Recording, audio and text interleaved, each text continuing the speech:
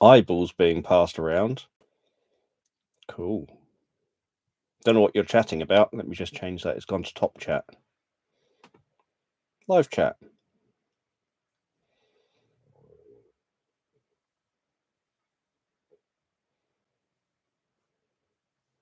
Right, hopefully I'm on screen.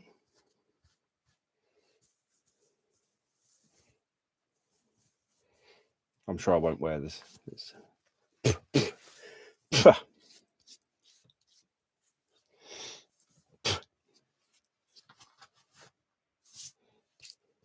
Right.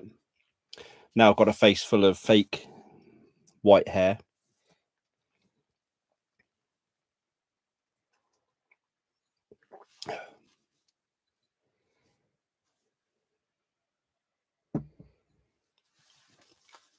That was shocking.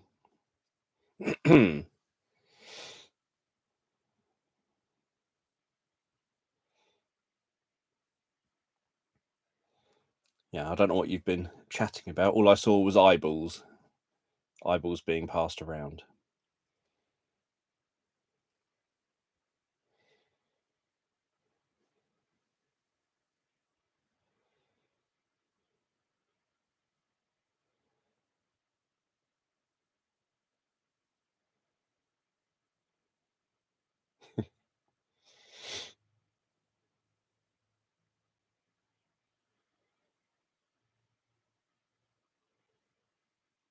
So, thank you everyone for joining me on Christmas Eve.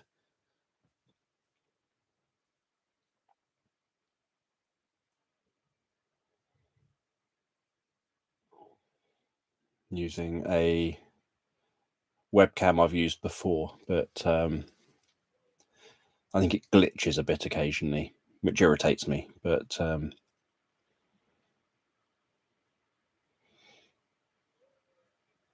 it's probably better than the one built into the laptop.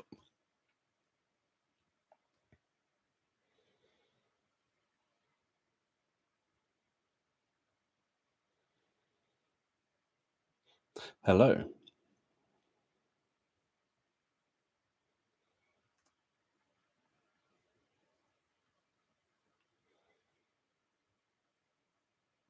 The t-shirt is just some kind of a driving home for Christmas t-shirt.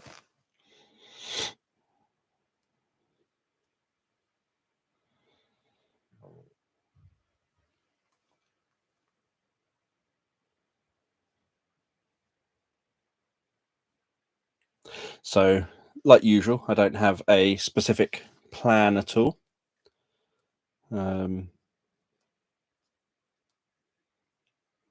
Just getting a notification in my pocket telling me that I'm live, which I already know.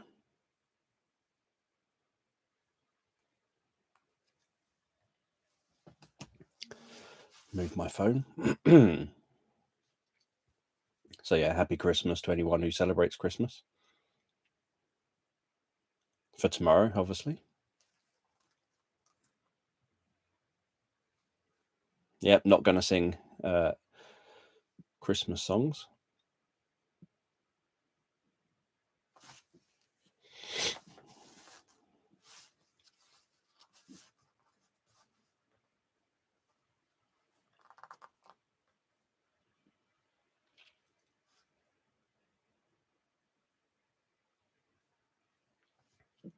So there's 9 people here. Oh yes, I hear that some parts of the US have a bit of cold weather at the moment.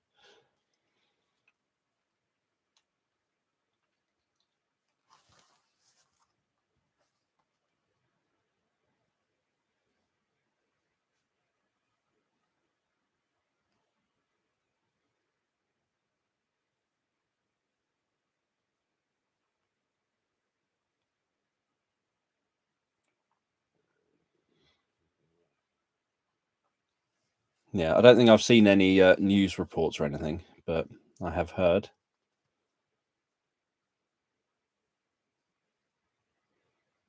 No idea. That's a new book. If you're talking about that one there, I haven't read it yet.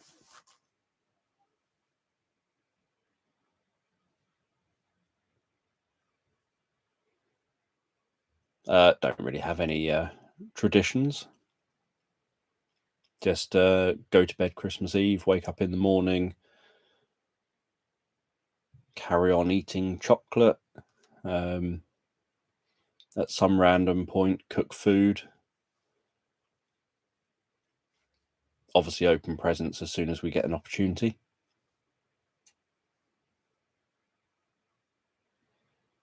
Yep, those two books are both new.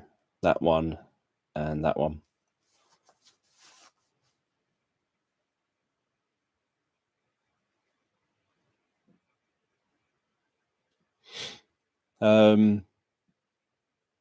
Well, we have the same as most people do. Nope, never watch any specific movies or programs. The TV doesn't normally go on during Christmas. If I get a spare bit of time and I've got nothing else to do, like work or anything, then I might try and play a computer game or something in the evening. But generally, I haven't actually looked at a TV guide for a couple of years now. So I used to look at TV guides, obviously, as soon as they come out at the beginning of December or late November, and would circle all the programs to watch over Christmas, recording everything that I wanted to watch. But we don't even have an aerial lead going to the TV anymore because there's not really anything on normal TV anymore. I normally just watch YouTube videos nowadays. I don't really watch anything else.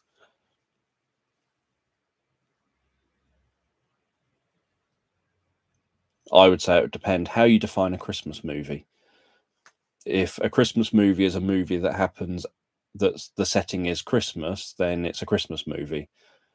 If a Christmas movie is a movie specifically about Christmas, then it obviously isn't a Christmas movie because it's not about Christmas, apart from it being someone trying to get home for Christmas. But the actual movie itself isn't specifically about him trying to get home. It's kind of about him dealing with some bad guys.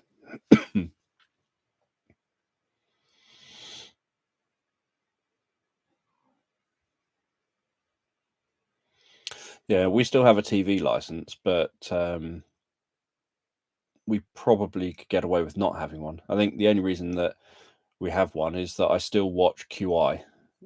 So whenever QI is on, obviously, I'll watch that on the iPlayer.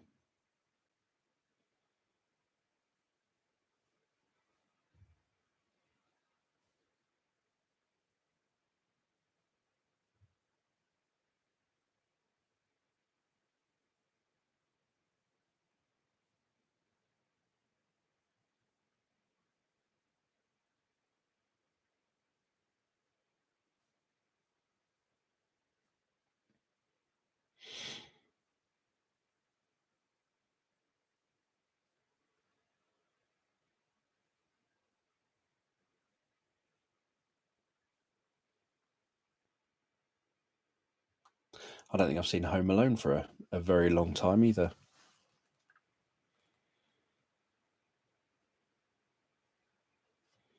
Probably not since being a kid, or maybe teenager.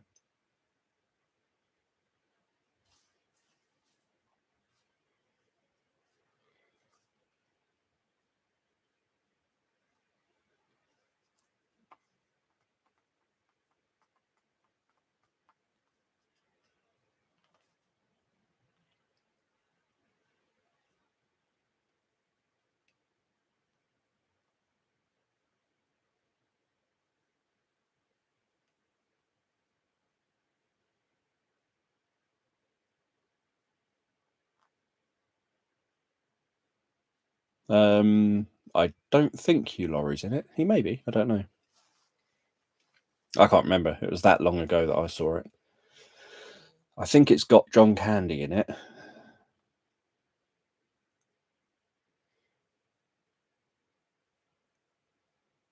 And it's got that person that as a child was in lots of films.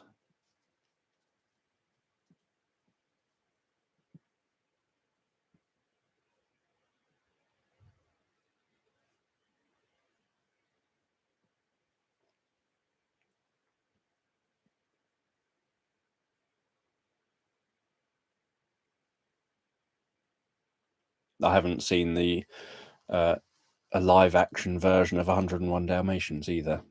Only the cartoon. And I haven't seen the whole of the cartoon. I think it's one of those sort of films that I find boring.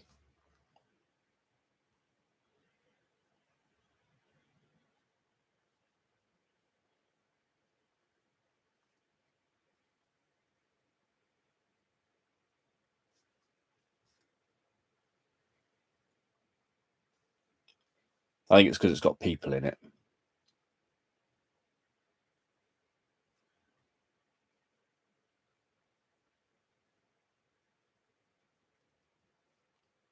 No idea. I wouldn't know that.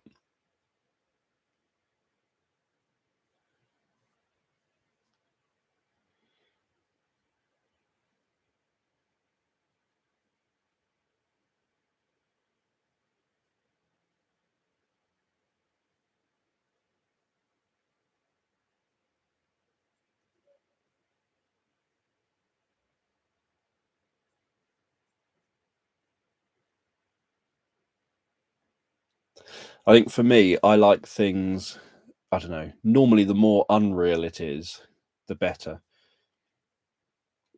So things like, for some reason, once something's a cartoon, it makes it better. If something's a cartoon that's, say, cartoon animals that talk, etc., then it's better when there's not cartoon humans in it as well. And things that don't feel like they're connected to real life in some way, I think make it better.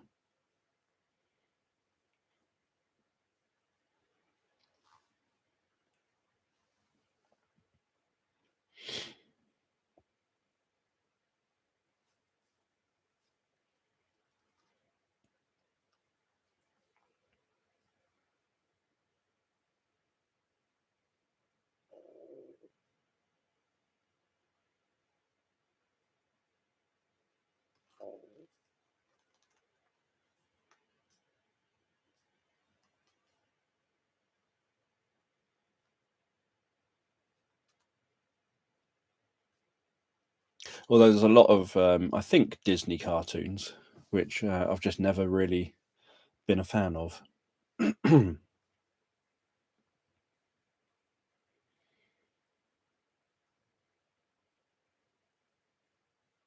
I don't even know what Elf is.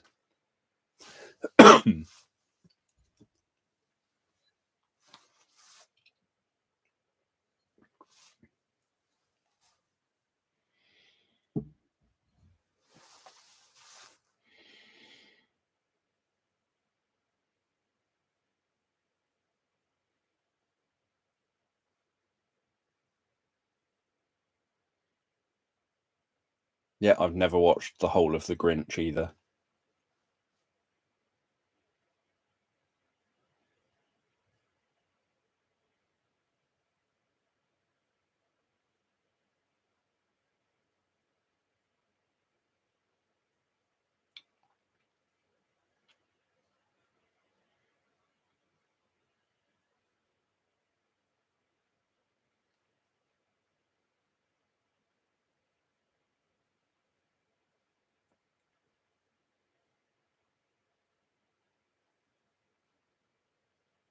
I would say most Disney films I've not seen. I think I've now seen the Disney Aladdin. I've definitely seen the live action version with Will Smith, but I think I've possibly now seen the cartoon. I fairly recently watched what was it, Beauty and the Beast, because I was going to watch the live action one, and Abby said, "Oh, we'll watch the cartoon first." So I think I've watched the cartoon version of Beauty and the Beast. I don't think I've yet seen the cartoon or the live action of the one with the lions or whatever they are that get kind of held in the air and whatever happens. I don't think I've seen that yet. I've seen the one with the dancing monkeys, I think, years ago as a kid.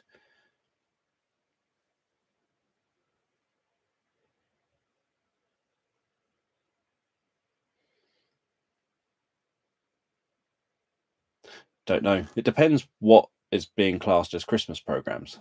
I watch, I don't know, Christmas quiz show. Well, not quiz shows. I hate quiz shows, but or traditional quiz shows. I hate. I don't really understand the point of them.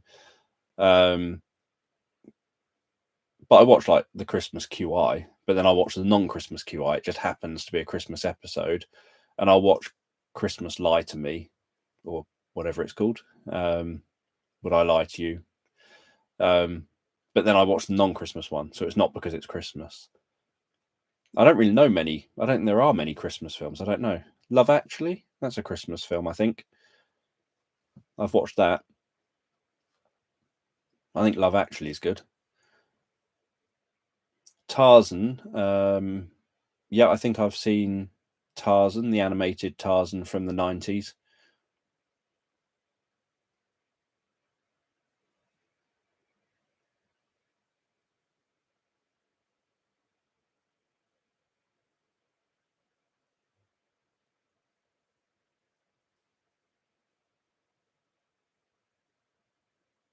I like cartoons, but I think Disney normally make cartoons that I find too grown up.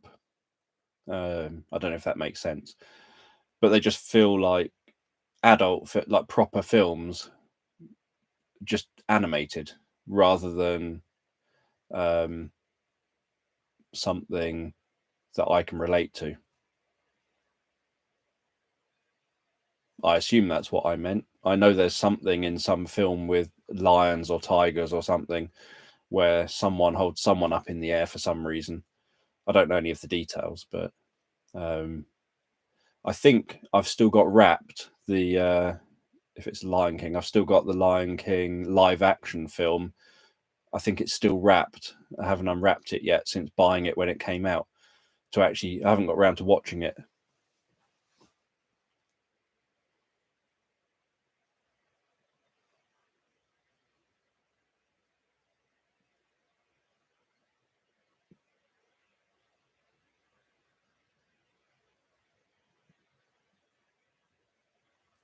Don't know. Some book readers may be knowledgeable.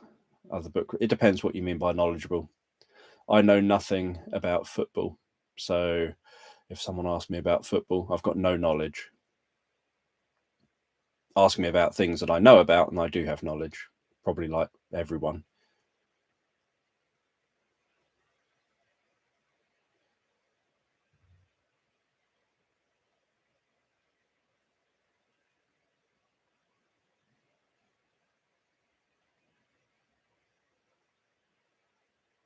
Yeah, the rest of you here want to sneak around and sneak the books off the shelves.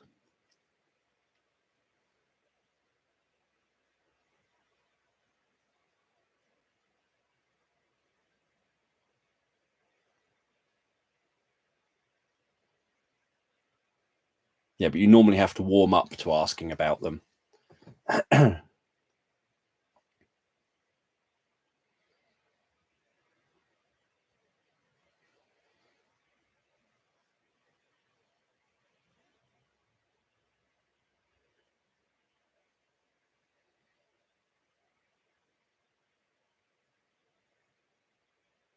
The steam turns into a show and tell, does it?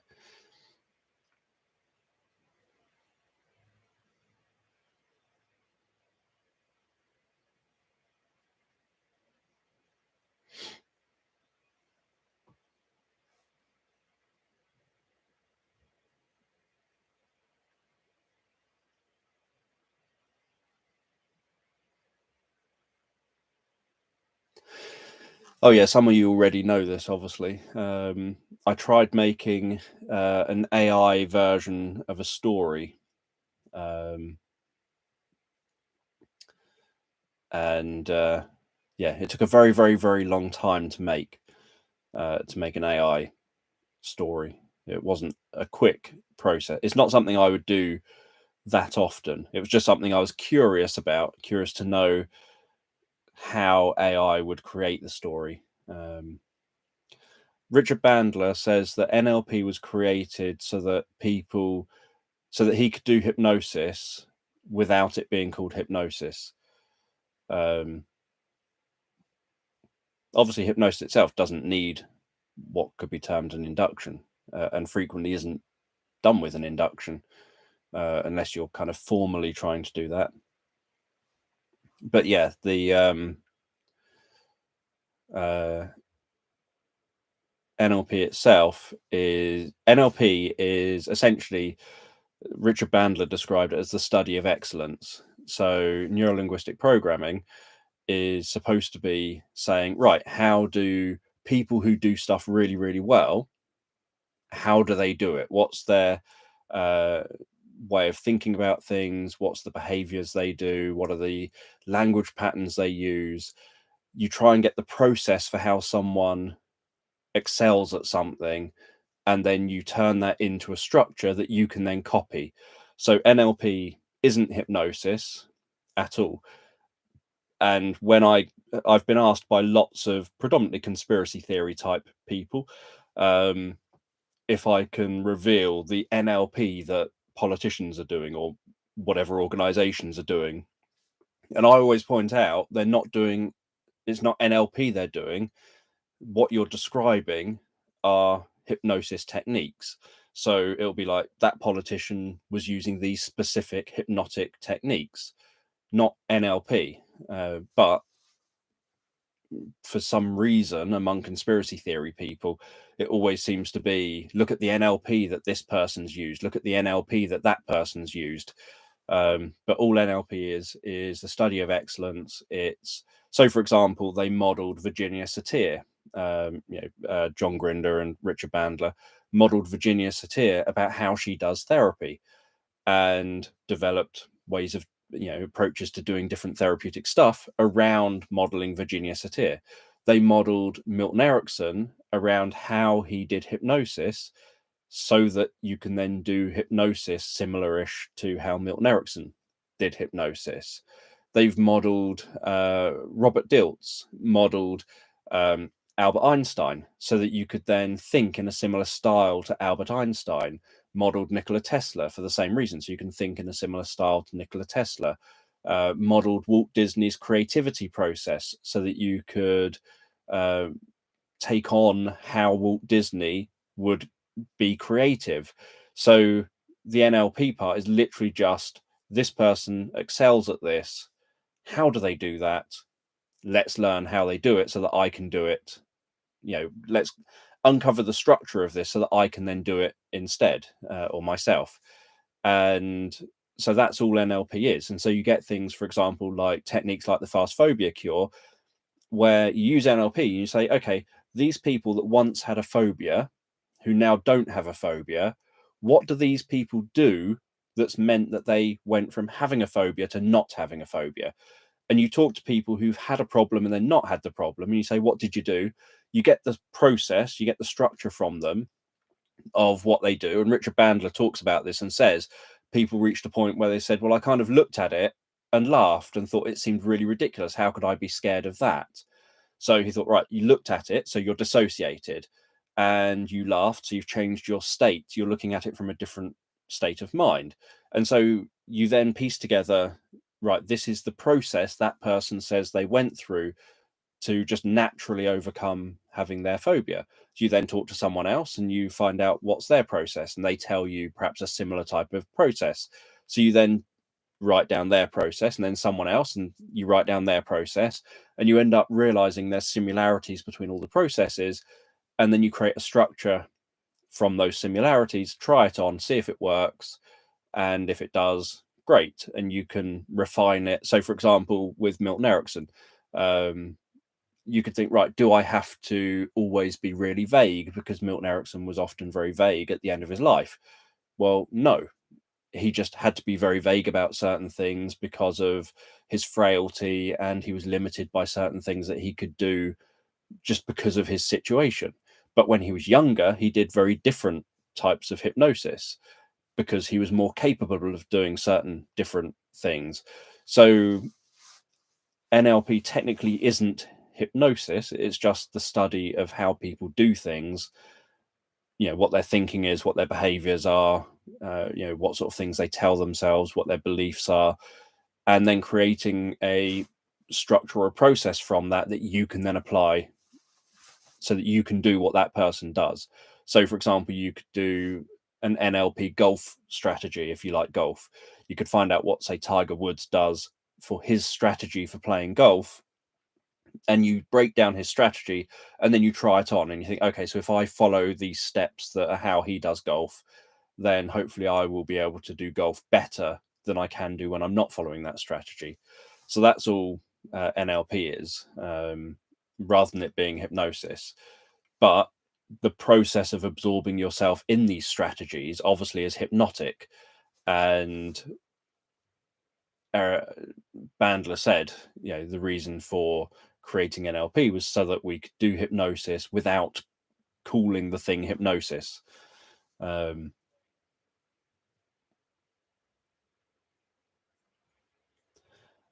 indifferent about the end product. I've got no feelings one way or the other. It's just literally an AI created story.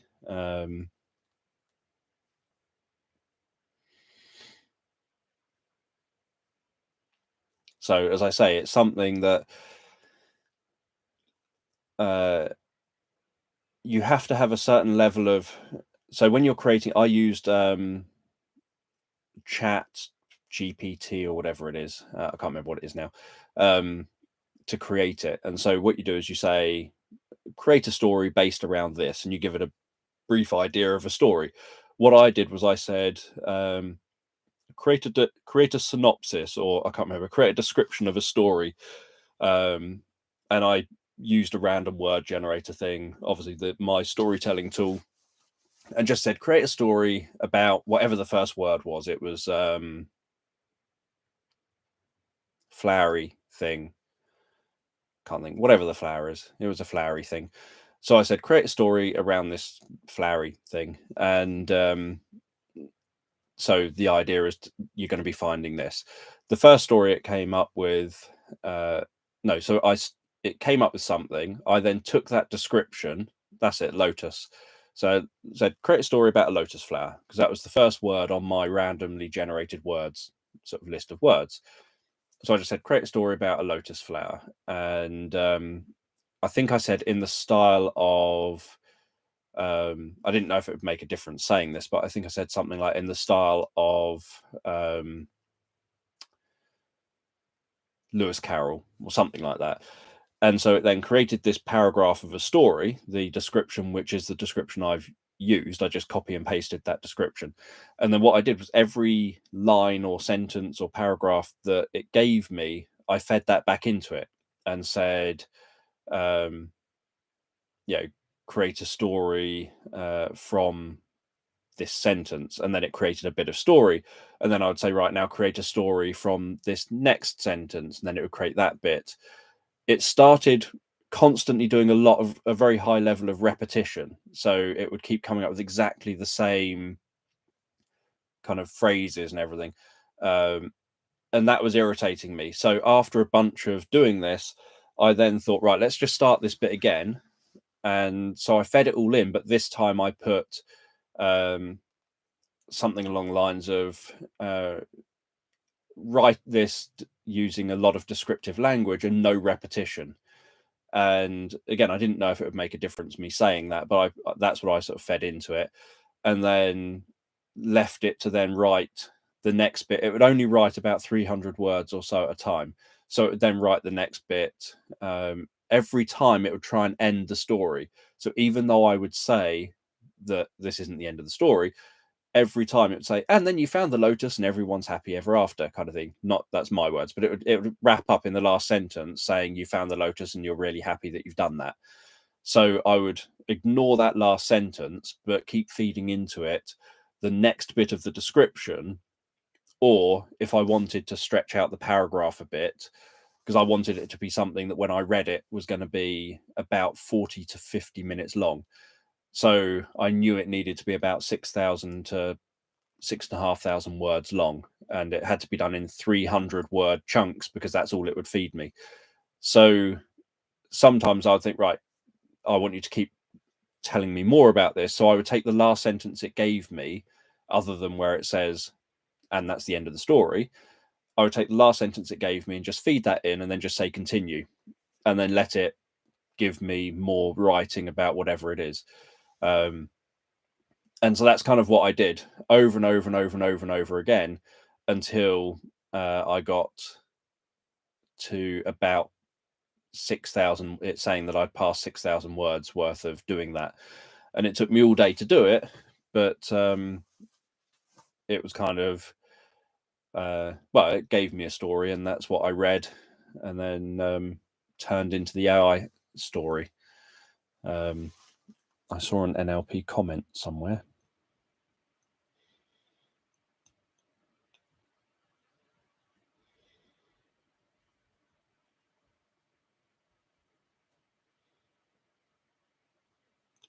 Don't know. I think that hypnosis has got a history of sounding very manipulative and kind of brainwashy. I just think that NLP ends up being used because it's a buzzword. It's a popular thing nowadays to say, yeah, there are all these courses that teach you NLP influence stuff, and so NLP has become the new influence kind of thing. Even though NLP is literally just the study of excellence, it's not about influence, it's not about hypnosis. It's just about studying how people do things so that you can then get it done. You know, you can then do things better.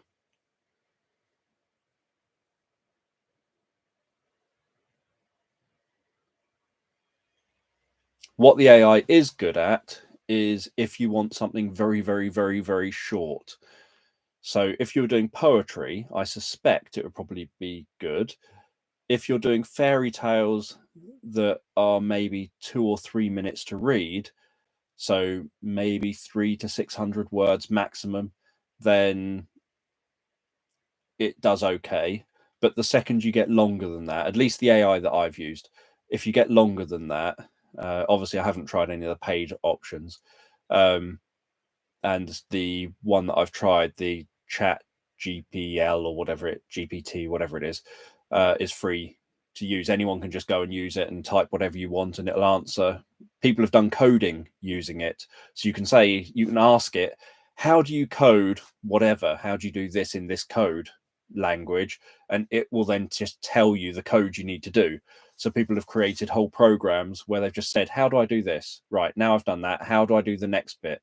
And just let it keep telling you the answers for how to do what you're trying to do. And I think that's what's apparently got Google a bit concerned, because why would someone use Google's search engine option if you can essentially ask this AI a question and get these answers in this way?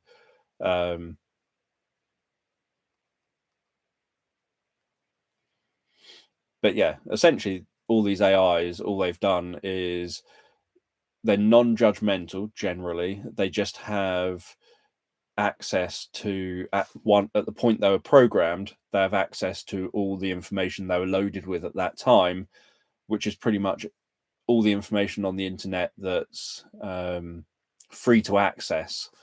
The same with the art AIs, and then they just create the kind of answer that crops up most across all of those, all of what they've searched.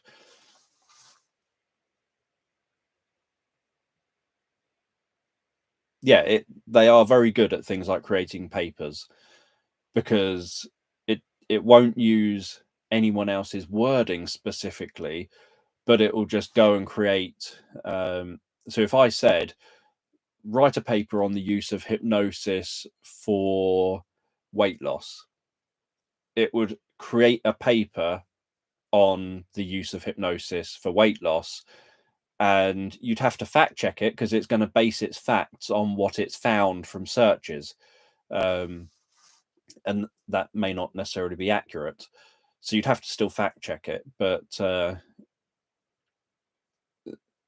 it could well be that the facts it's got are accurate.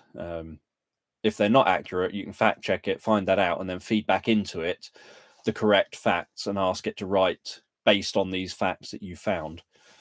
So yeah, it could easily write papers for people.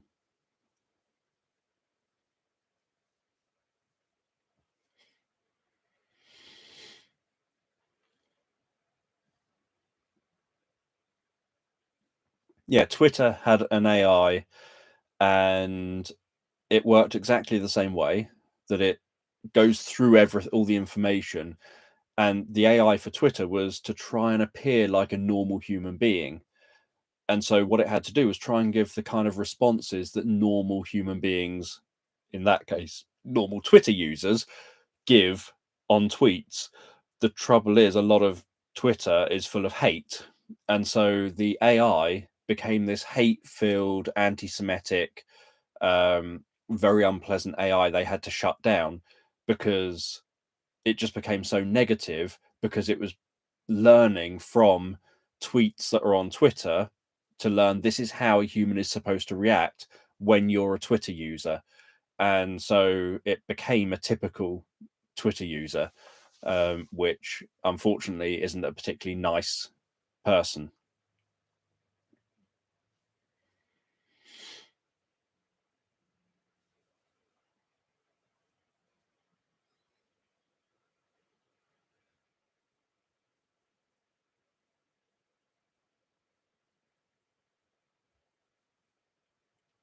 The the concerning thing is, if instead of it being obviously AI that's not obviously conscious, if it was something that was learning to become conscious, obviously we're a long way off probably having anything like that happen, but if it was AI learning to become conscious and it was learning from humans how it should behave as a human, it probably wouldn't become a particularly nice being, this kind of AI being, if it was like, this AI is a child and it's learning from its parents being Twitter.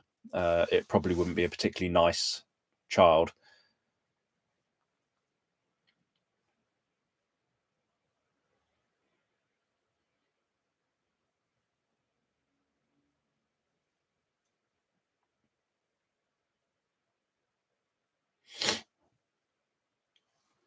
Yeah, you wouldn't want Twitter teaching, bringing up parents, bringing up children.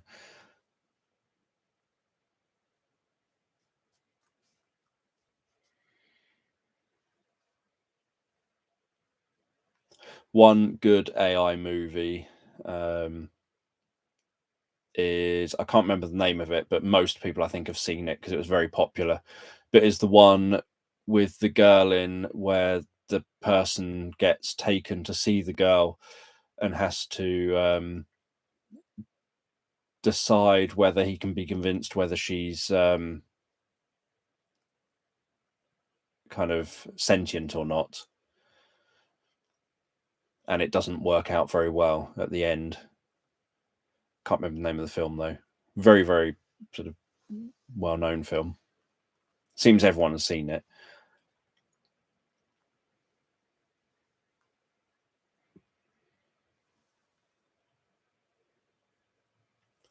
It's the woman who played Lara Croft in the reasonably recent Tomb Raider film.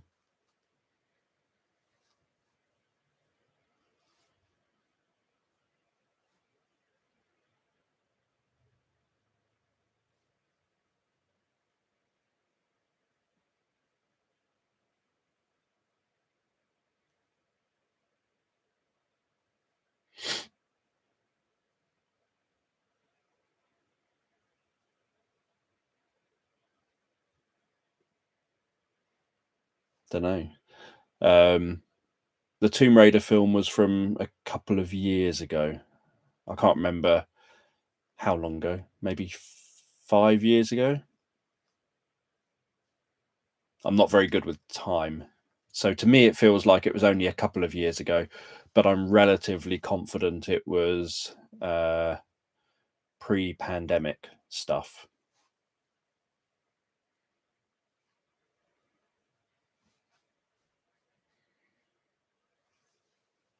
It was a very good Tomb Raider film.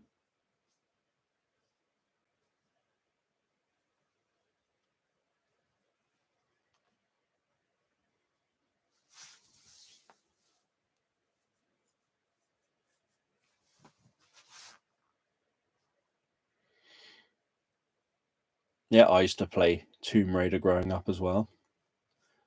Well, not growing up, early 20s or whatever it was. Very late teens, something like that. I've got all of the more recent Tomb Raider films, Tomb Raider games even, but I haven't had time to play any of them yet. They're supposed to be very, very good.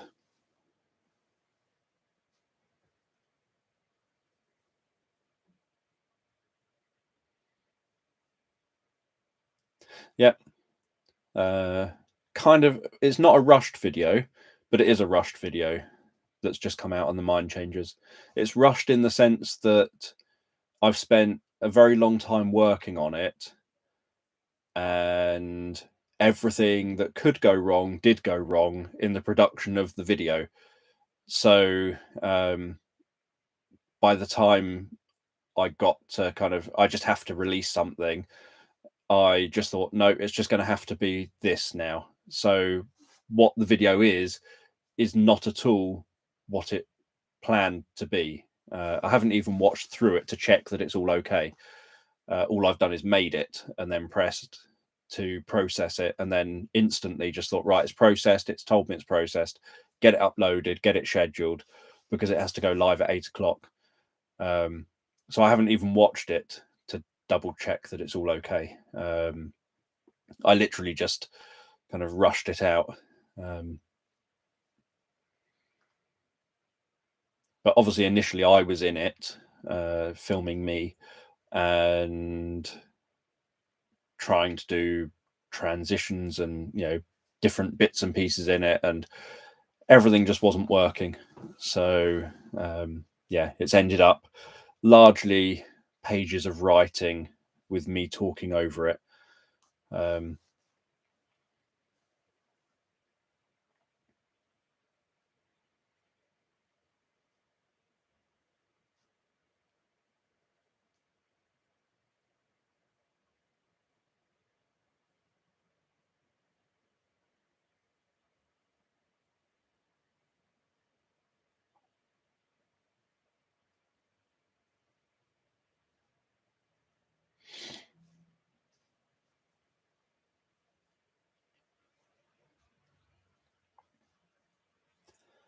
But yeah, the old Tomb Raider games obviously used to have all the different cheats. That's what I'm reminded of.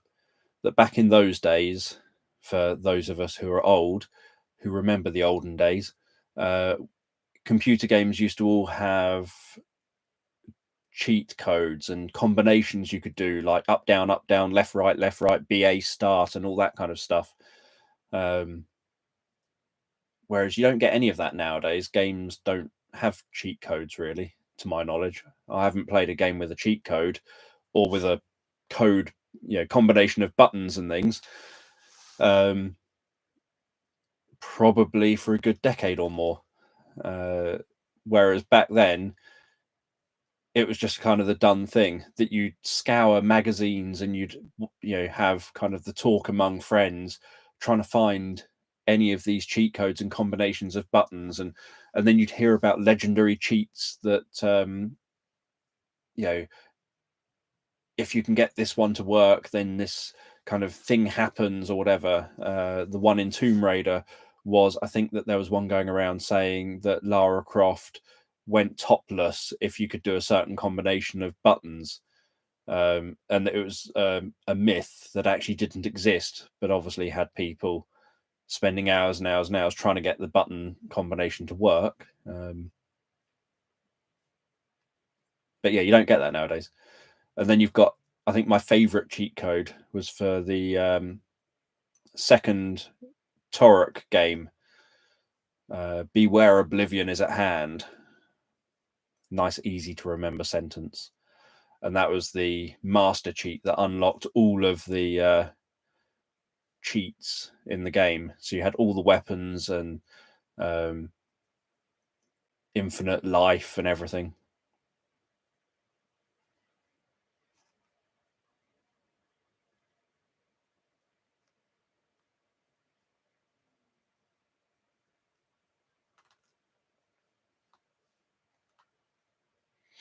And I think I've still got some of my old cheat books and things, like for the Super Nintendo. I can't think, Game Power or something.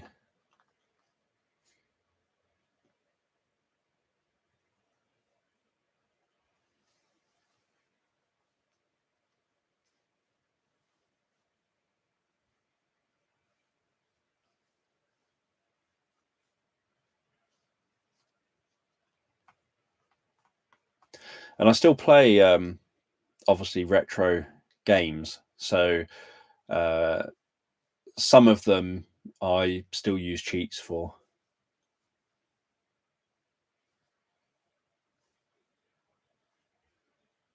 But nowadays, most of the retro games that I play, I was just looking around me to see if I've got a number of little retro handheld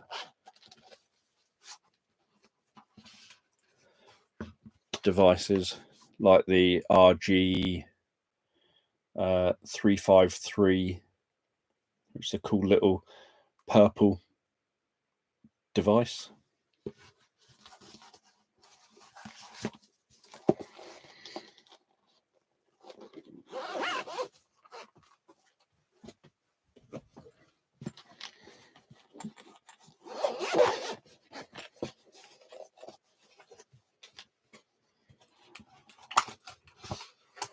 And the RG552, which is a big one of these devices.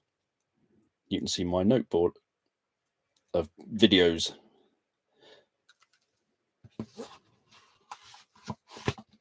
So that's good for playing things like PSP and Game Boy Advance on.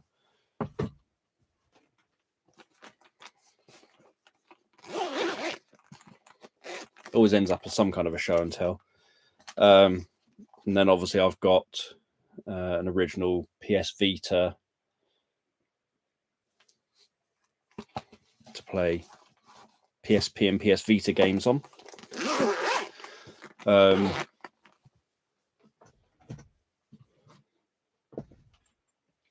I did have a PSP, but when Abby and myself moved into here, Abby said, oh, while we're moving, perhaps you could downsize a bit because you've got an awful lot of stuff.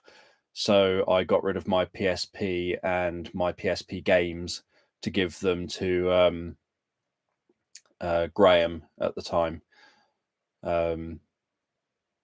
Obviously, Abby said when I talk about downsizing, I meant downsizing big stuff, not downsizing a handheld console and a couple of handheld games. So yeah, I struggled to kind of think of that. I've got in the other room a Nintendo 2DS thingy, whatever it is, the big 2D one, sort of clamshell 2D one. That's the recent, the 2D XL or whatever it was, the recent one, rather than the kind of older ones.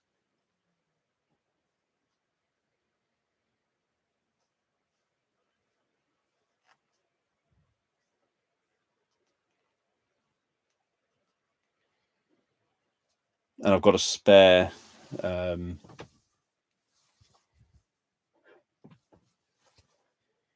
old version of an Ambernick RG351 as well.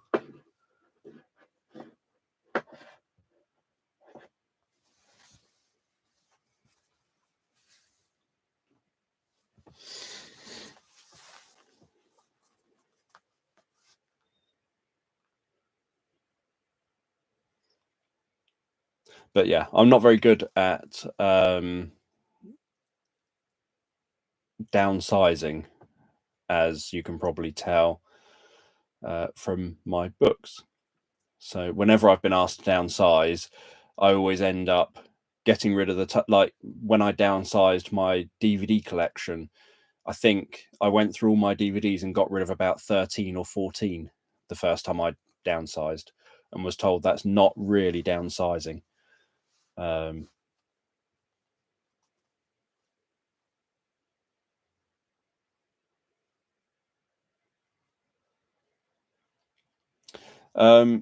If you're talking about the RG 353 and the RG 552, I think they've got built-in Bluetooth. I can't remember. I've never used it. If they do, they've got Wi-Fi. They've got HDMI cable, HDMI out, so you can plug it into your TV with an HDMI cable and stream it straight to the TV. So you can just use it, sort of as a controller playing on your TV if you want.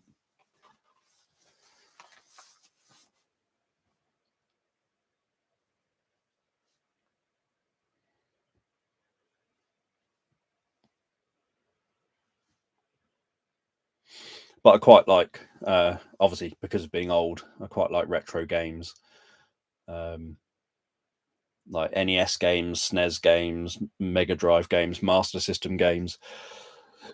I'm rubbish at them, but I do like them.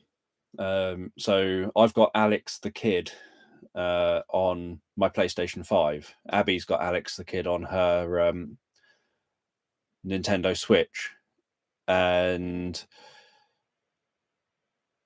Abby can make it to the second level, but I can't make it past the first level.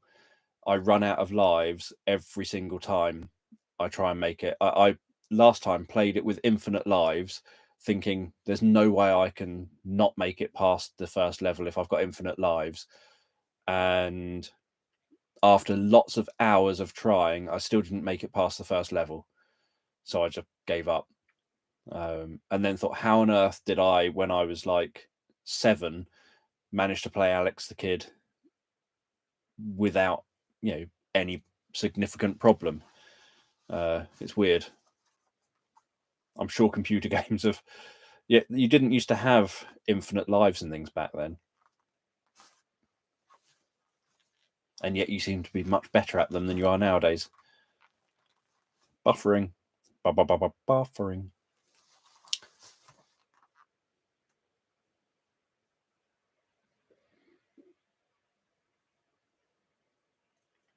I don't know. The difficulty with game live streaming is that I would want to do it at like 11 o'clock in the morning, and most of my audience are US based, and 11 o'clock in the morning isn't particularly convenient for most of my audience.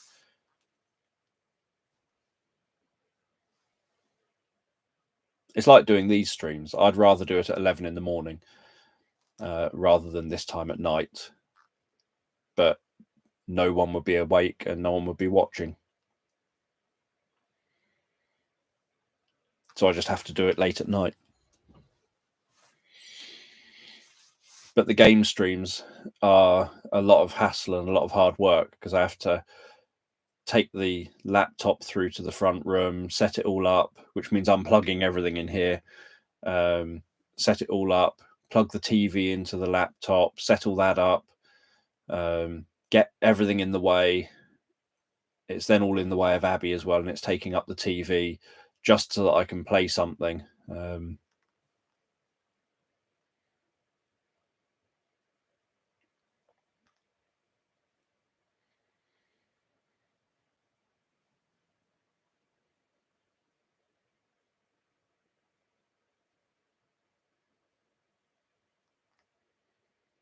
Yeah, if I had some audience here, more like you at 11 a.m., then that would make more sense.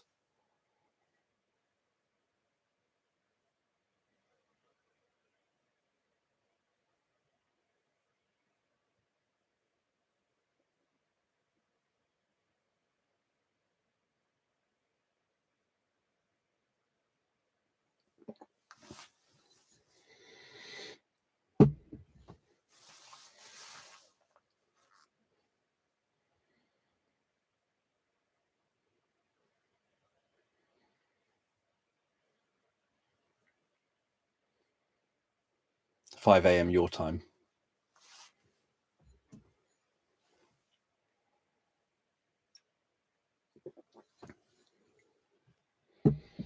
Wonder if I turn the light off behind me, would that normalize my facial color?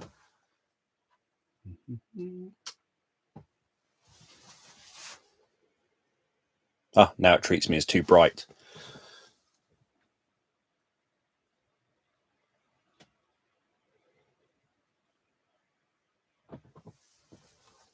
Oh, that'll do.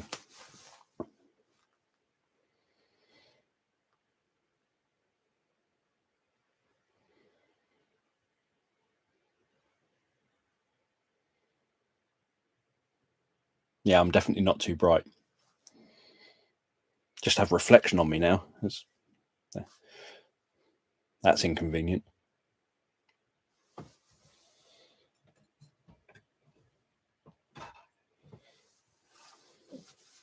No, that's not going to make it any better.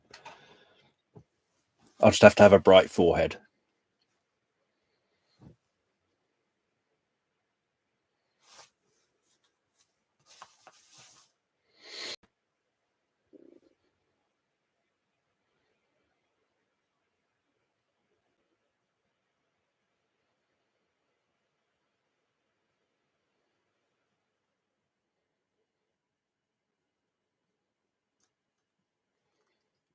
Yeah, the trouble with this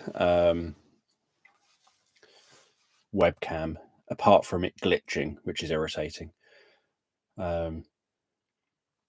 is that unlike the one built into the computer, having any different colors around just messes with it. I don't think it can handle it. There's only so long I can watch myself looking like Shrek.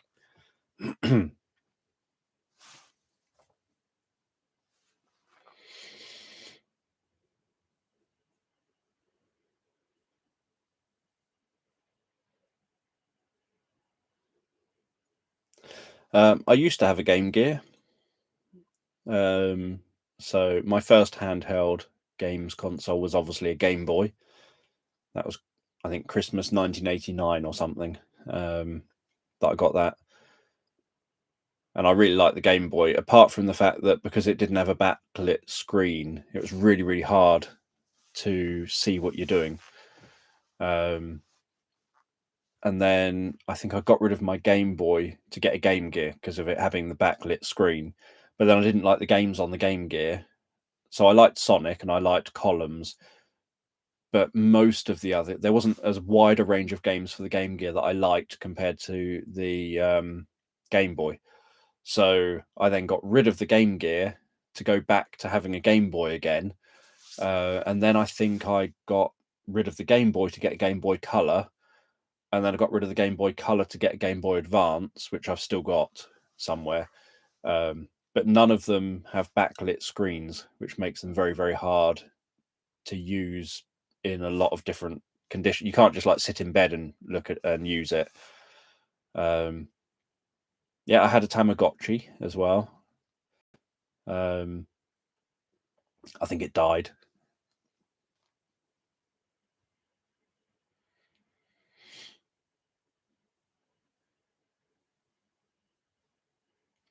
You'd think the storm would be adding unlimited power to your internet connection. All that energy.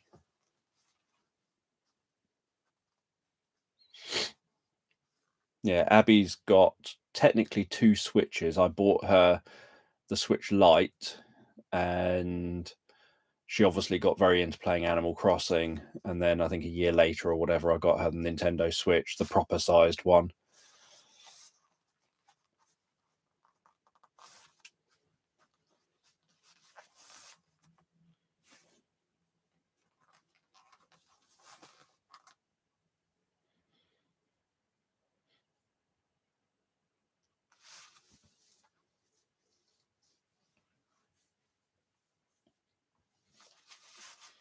I remember in the early days of Facebook, they used to have something similar to the Tamagotchi that was like an app built into Facebook where you'd have like a cat or a dog or whatever. And if you didn't go on Facebook and feed it and, pet it and groom it and all that other stuff, if you didn't go on there every day, it got more kind of run down. And if you went back like 3 or 4 days later, it'd have flies flying over it, and it would kind of look very neglected. That was back in the days when Facebook used to have super pokes and things like that.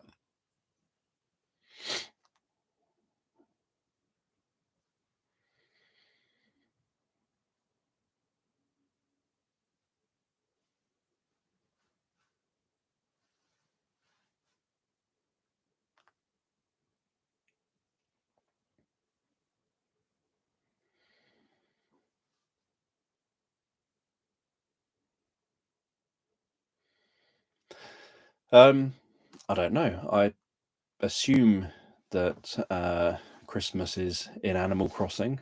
I'm not 100% sure. Yeah, I never really understood the poking, but you'd go onto Facebook and have like 50 pokes and have to go through everyone, poke everyone back. And then the next day you'd go on Facebook and have another 50 pokes and have to go and poke everyone back again. And it would serve no purpose other than the fact that the other person now gets told you've poked them, and now you get told you've been poked, and then the other person gets told that, and no actual real interaction. You just spend all your time pressing the poke button.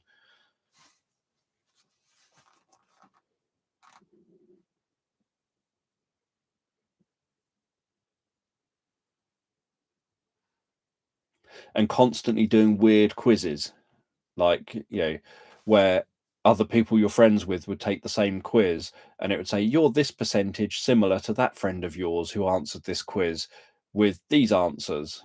And yeah, really weird things like that.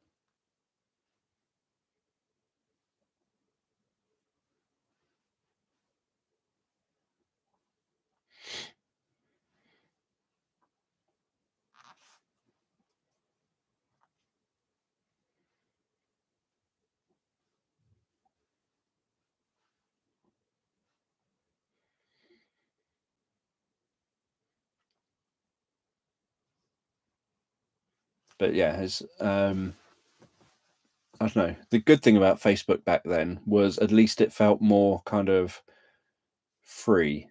So you could see like people would update. Obviously, back then it used to always also say, um, Dan is, and then your update would be the end of that sentence.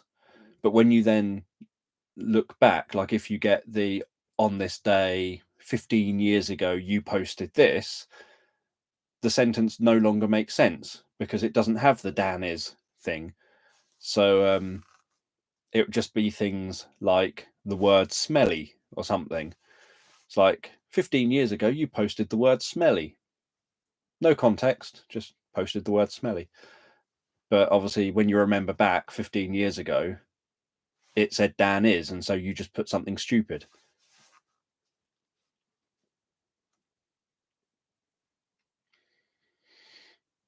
I've got the first decade of all of my Facebook posts as books.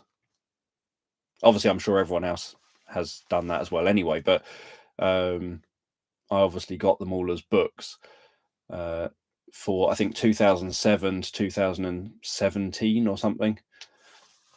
And then I stopped using Facebook, so there's no point after that.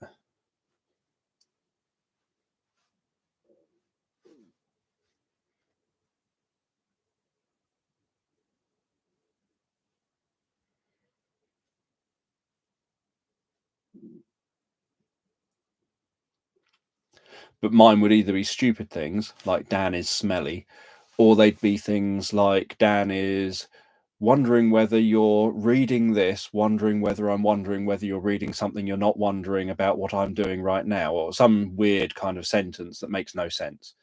That's kind of mixing hypnosis in there. I don't remember YouTube Rewind being cool. Was it ever cool?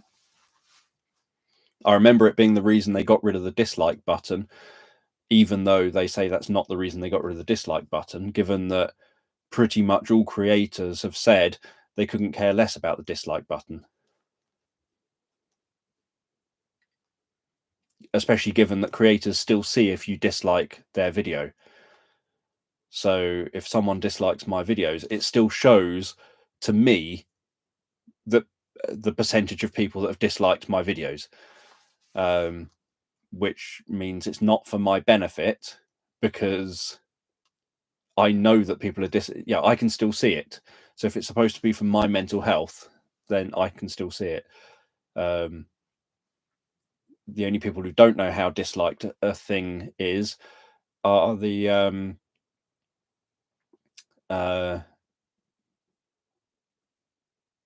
public. Yeah, it's the public. The audience can't see the dislikes. The creator themselves can.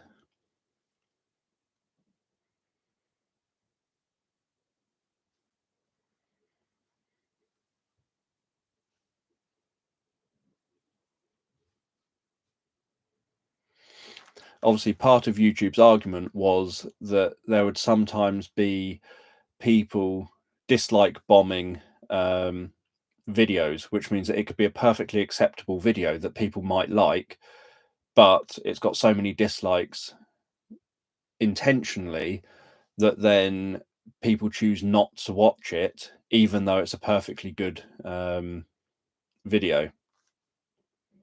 And I know in the early days of YouTube, I had that I had other therapists who would jump on certain videos and very strongly, they'd get certain therapy trainers would get their students to go to my videos to bulk dislike certain videos of mine, so that people would then hopefully choose not to watch those videos because of how disliked they are.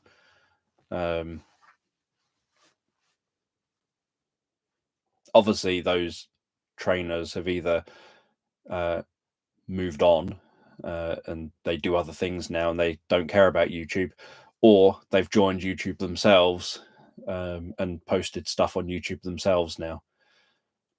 But when it was just me, out of the kind of hypnotherapy world, when it was just me doing it, a lot of hypnotherapy trainers were very, very angry that I was sharing knowledge for free on this new video platform, even though I'd been sharing knowledge for free on Facebook, on MySpace, on Google Video, all before I discovered YouTube, and was doing free live streams on Stickam. I was using Stickam to do all my live streaming for free online.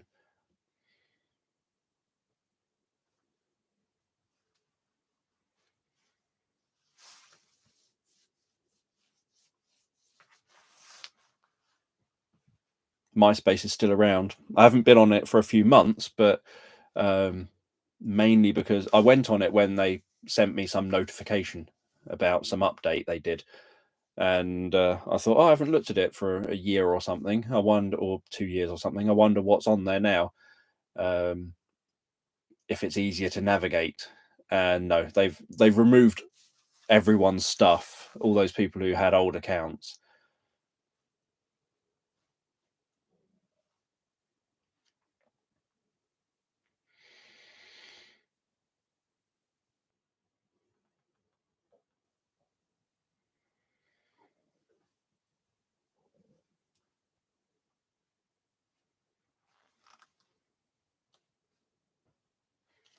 But yeah, MySpace was quite good because it let you upload videos of 20 minutes long. YouTube only allowed 10-minute long videos back in 2007. And Google Video was the best one because Google Video let you upload videos pretty much any length. So I used to put all my like 1 hour videos onto Google Video, and then that merged with YouTube.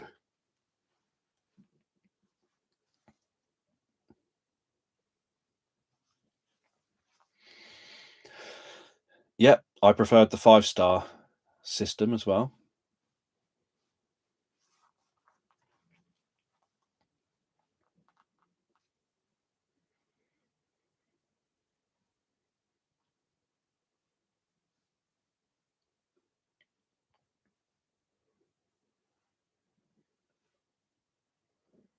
YouTube also used to have lots of charts that it used to show.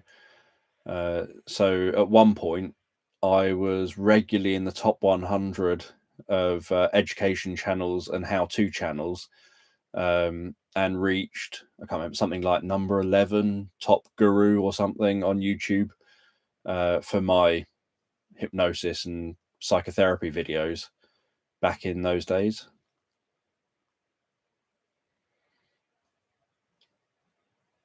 That was when I was popular on YouTube for my old type of content.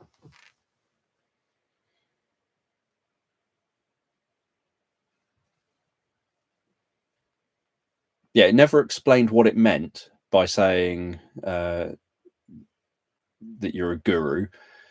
Never put that in context. It was just one of their ranking systems. No, I was the same channel. So I have been I was Dan19878, literally right at the very beginning, because that was just my username. And then it changed to HypnoDan as my channel name, followed by Dan Jones Hypnosis, because probably 2008 or something, YouTube introduced the showing you like how people were finding your channel. So they started introducing analytics. So you didn't really have many analytics initially, and then they introduced more analytics, and it said most people are finding your channel by searching for Dan Jones Hypnosis. So it was back then, probably 2008 or something, that I changed my channel name to Dan Jones Hypnosis, because that's what everyone was searching for. It said people are finding you by searching Dan Jones Hypnosis. So I thought if I change my name to Dan Jones Hypnosis, then it matches what everyone's looking for. But yeah, so for most of the time I've been on YouTube, that's what I was called. And back then was when I had like the 100-hour bunch of lessons teaching about hypnosis, lots of demonstrations, about 300 or whatever, self-hypnosis, meditation tracks. A lot of them were in 3 parts because YouTube, for like the first year of me being on YouTube, would only allow videos to be 10 minutes. So if I uploaded like a 30-minute video, I'd have to divide it into 3 parts and then put it in a playlist of 3 videos. And then people would complain and say, I listened to part 1 and then it suddenly went silent and I didn't know that it was going to be in 3 videos, even though it would say at the beginning, this is part 1 of 3, and it would explain why and everything. So yeah, I had to upload everything in 3 parts initially, or cut everything to fit in just 10 minutes, which is what I did with videos like my very, very early Ericksonian hypnosis demonstration thing, where I'm sat in front of a towel that's hanging on a punch bag, and I'm very young. It's filmed in like 2003 or something, and it was filmed on a cassette camcorder and then copied to a laptop and then shared onto YouTube years later when YouTube came around.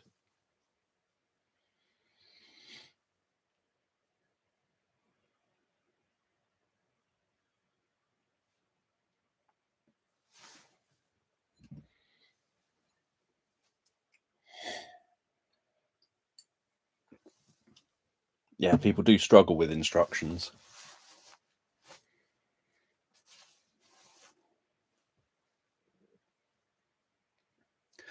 I've got a massive box of VHS and cassette tapes just up there that I've not yet copied.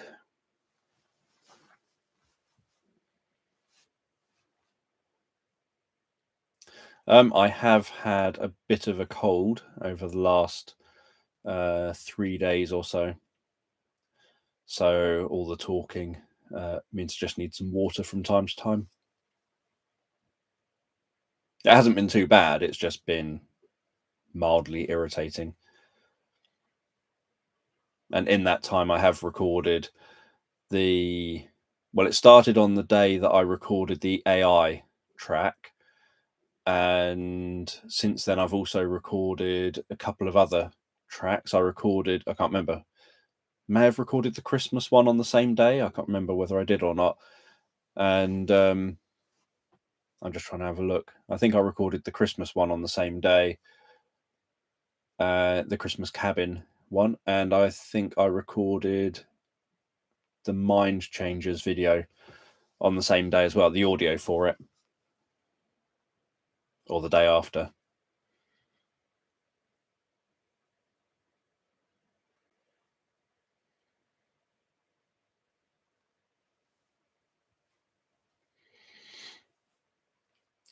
Yeah, see, I would get rid of my VHS videos if I can digitize them, but it's the time-consuming nature of having to sit there digitizing it all.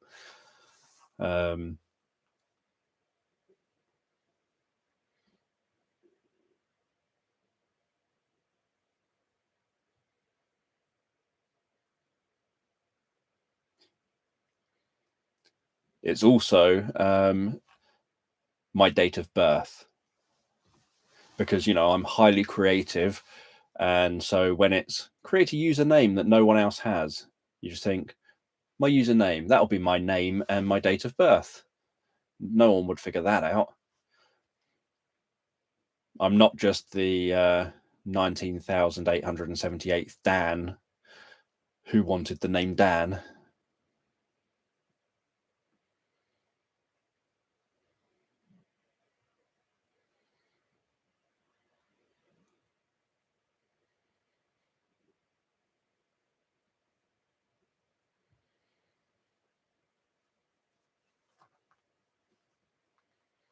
Obviously, ever since then, because that was also back, I started using that as a username right from when so my very first ever email address was Dan19878. So right up to when it came to kind of really learning about how online stuff, you can create an online persona, so to speak. You can not just use any old random username, but people actually want to know the username when they're talking, when they're looking for you or whatever. That wasn't really a thing with early forums and stuff. You didn't really pay it much attention. People had the most random names. But ever since kind of learning more about it, I've always used Hypnodan UK, if Hypnodan's not available. And Hypnodan UK has never not been available, but I have had it occasionally where Hypnodan is taken. And then Dan Jones Hypnosis, I only started using because of using it on YouTube. So once I used it once on YouTube, since then, and that became my kind of YouTube persona, so to speak, the YouTube sort of name that people knew me as, that everyone would search Dan Jones Hypnosis. I thought, right, Dan Jones Hypnosis can be what I'll use on Facebook. That'll be what I will use. So my business Facebook thing, my fan page is Dan Jones Hypnosis, or Daniel Jones, but the URL is Dan Jones Hypnosis. So yeah, everything became Dan Jones Hypnosis at that point. And Hypnodan, where I just want a short, easy to remember thing.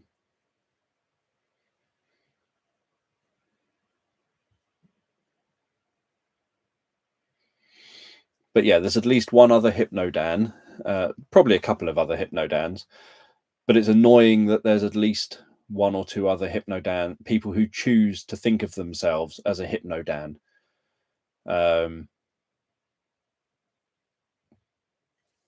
Whiplash us down. Suddenly starts talking slow. So yeah, there's someone on what is it called? TikTok is Hypnodan. I think on TikTok I had to be Hypnodan UK. And I think that Hypnodan has one subscriber or something stupid.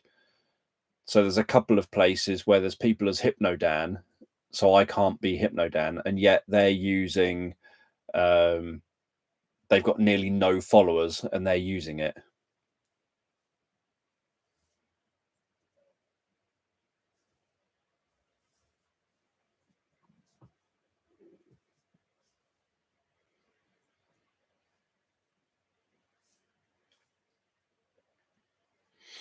Yeah, I think the last stream, you were probably like 20 minutes behind. So it's Chicken Moo because of Cow and Chicken, the cartoon.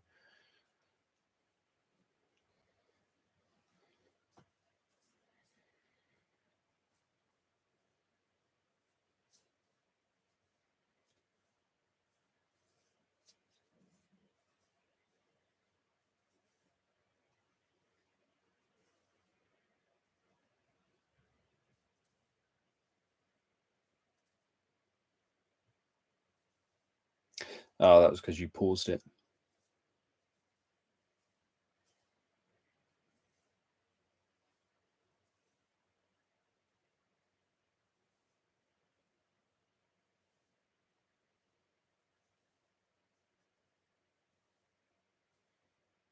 I used to watch Cow and Chicken.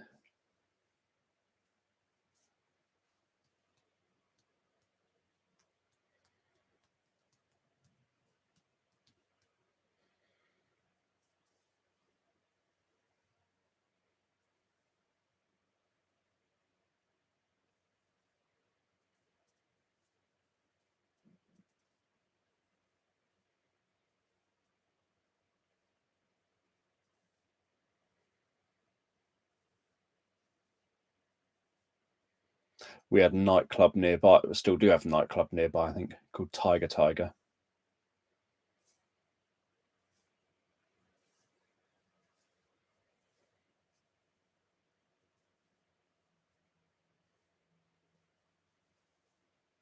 Mr. Plow, that's your name.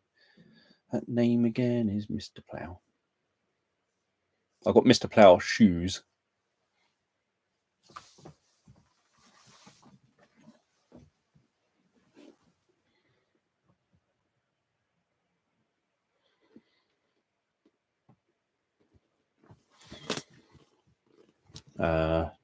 There's nothing exciting on them, but they're just waterproof Mr. Plow Vans.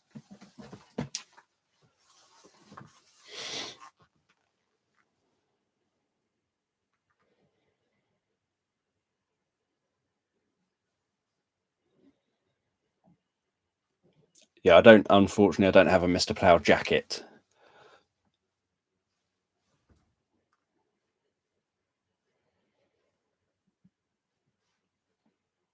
I think I've got Bob's Burgers shoes somewhere as well.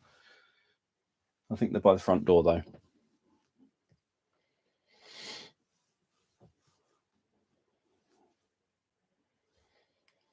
And I've got some other Simpsons shoes.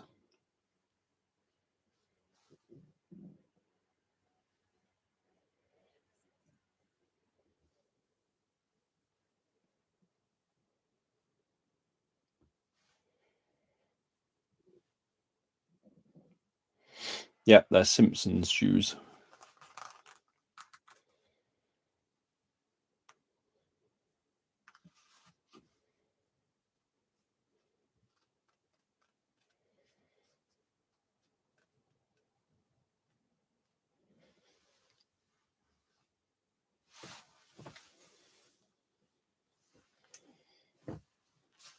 I think it's in the wash.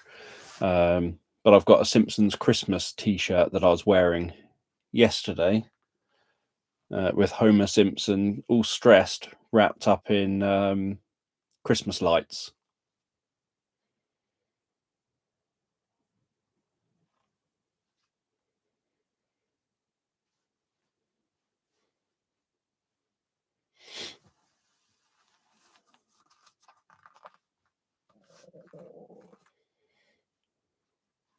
You think back to when we were streaming all the time.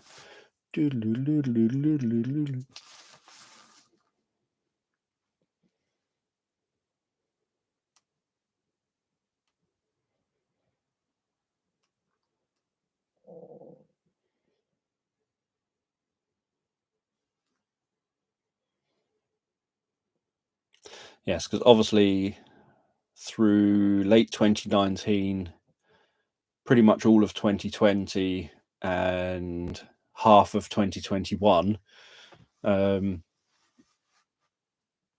was streaming at least once every week, if not more frequently than that. And obviously during the first few months of the pandemic, I was streaming pretty much every day. I think I streamed for 60 something days, 63 days or something in a row.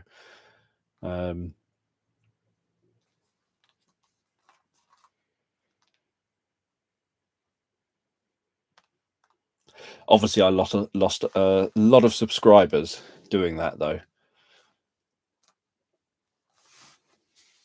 So the positive was that I would get about 30-ish people, I think, in a stream. A positive for me. And I'd get a few people who would subscribe during the stream, but after the stream and during the stream, but not in the stream, people would unsubscribe. Yeah, I just lost the uncool people.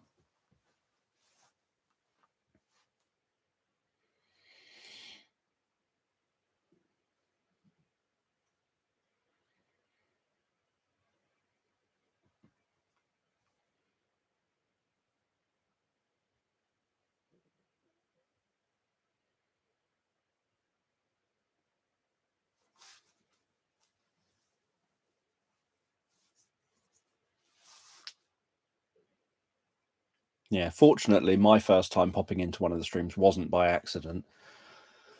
I didn't just suddenly one day think, how did I get here? What happened? Oh, well, I suppose I should do something now then. My first streams were done sat down here beside where I'm now stood, with me attempting to cover all the boxes in the background with whatever I could find. And then obviously I moved over to the far corner and most of the streams were done there.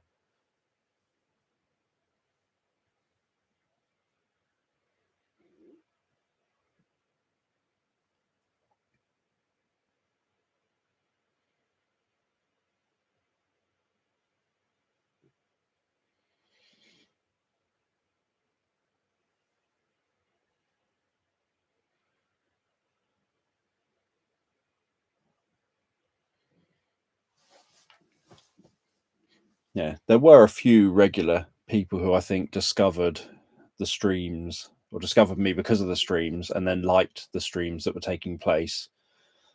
It's just a shame that for whatever reason, generally, even though the streams were me creating a story randomly with ideas suggested by the viewers, and it was viewers who like those sort of stories because they're the viewers who, in theory, listen to the stories on the channel. They didn't like the idea generally of me creating the stories live with ideas from the audience. And even now, I still get comments on my stories saying, from one specific individual, saying, "Oh, I dislike this. This must have been made during one of your live streams. I only like the stories that you've made yourself, not the ones made during the live streams." But then the stories they comment on and say, "Oh, I really like this one. This obviously wasn't made during a live stream." were all made during the live streams, because every story I was posting back then, for like 2019 and 2020, were made during the live streams. So they would randomly comment, and they still do, on random old videos of mine, saying they like some and they dislike others, and that the ones they dislike must have been made during streams, and the ones they like must have not been made during streams. And I would keep replying. They've never replied to a comment of mine when I've replied to them, but I would keep replying saying, no, this was made during a live stream, regardless of what they've commented. So yeah, I consistently let them know that they're all live stream stories, and that there's no difference between the live stream stories where people in the live chat create a long line of random words, and a non-live stream story where I create a long random list of words and then make a story out of that long random list of words. There's no difference. So even when there is more recent stories like that, it's still not, it's still created the same way. But yeah, they're adamant that they don't like the live stream stories because I was helped to create the stories by other people. They only like stories that I create using my own mind, not seeming to realize that they're all created the same way.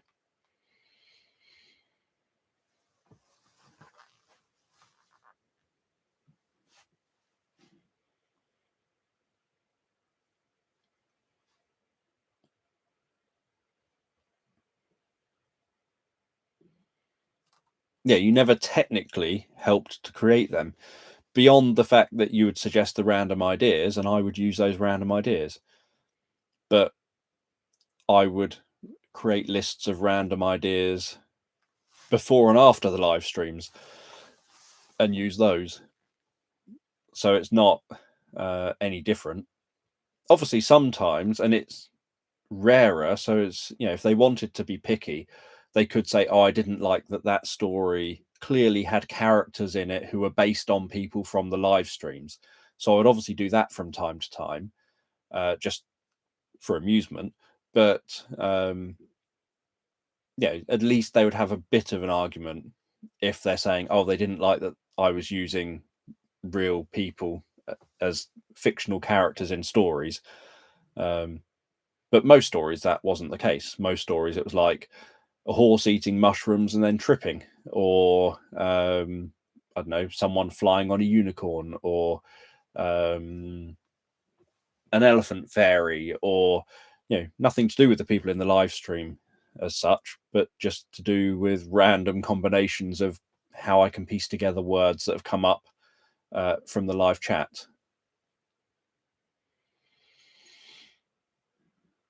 Yeah, and I have done that based on when people have said, oh, I've got this problem or that problem, in normal conversation, like in the normal comments sections on videos, I have ended up making videos specifically focused around the individual who's given certain comments of stuff they're struggling with, and fitting them into the story in some way, and their issues into the story in some way. So yeah, I have done that just from that.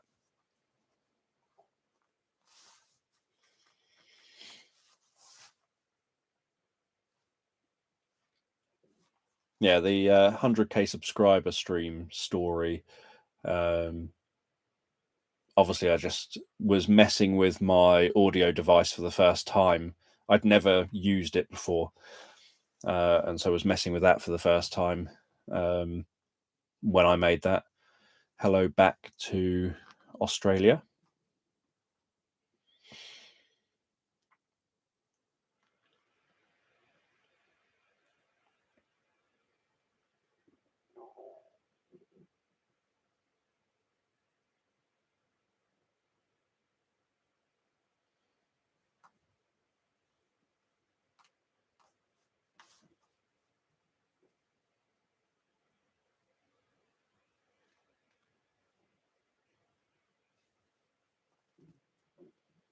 Yeah, unfortunately, what I find is the stories I'm less keen on are the ones that commercially, so to speak, do the best, the stories that I like the most are the ones that commercially do the worst. So I usually know if I like a story, it's going to do absolutely terrible, and a small number of people will really like it, but most people will really dislike it. Whereas if I think, oh, that was an absolutely awful story, or it wasn't something I just liked or whatever, then it's going to be very popular.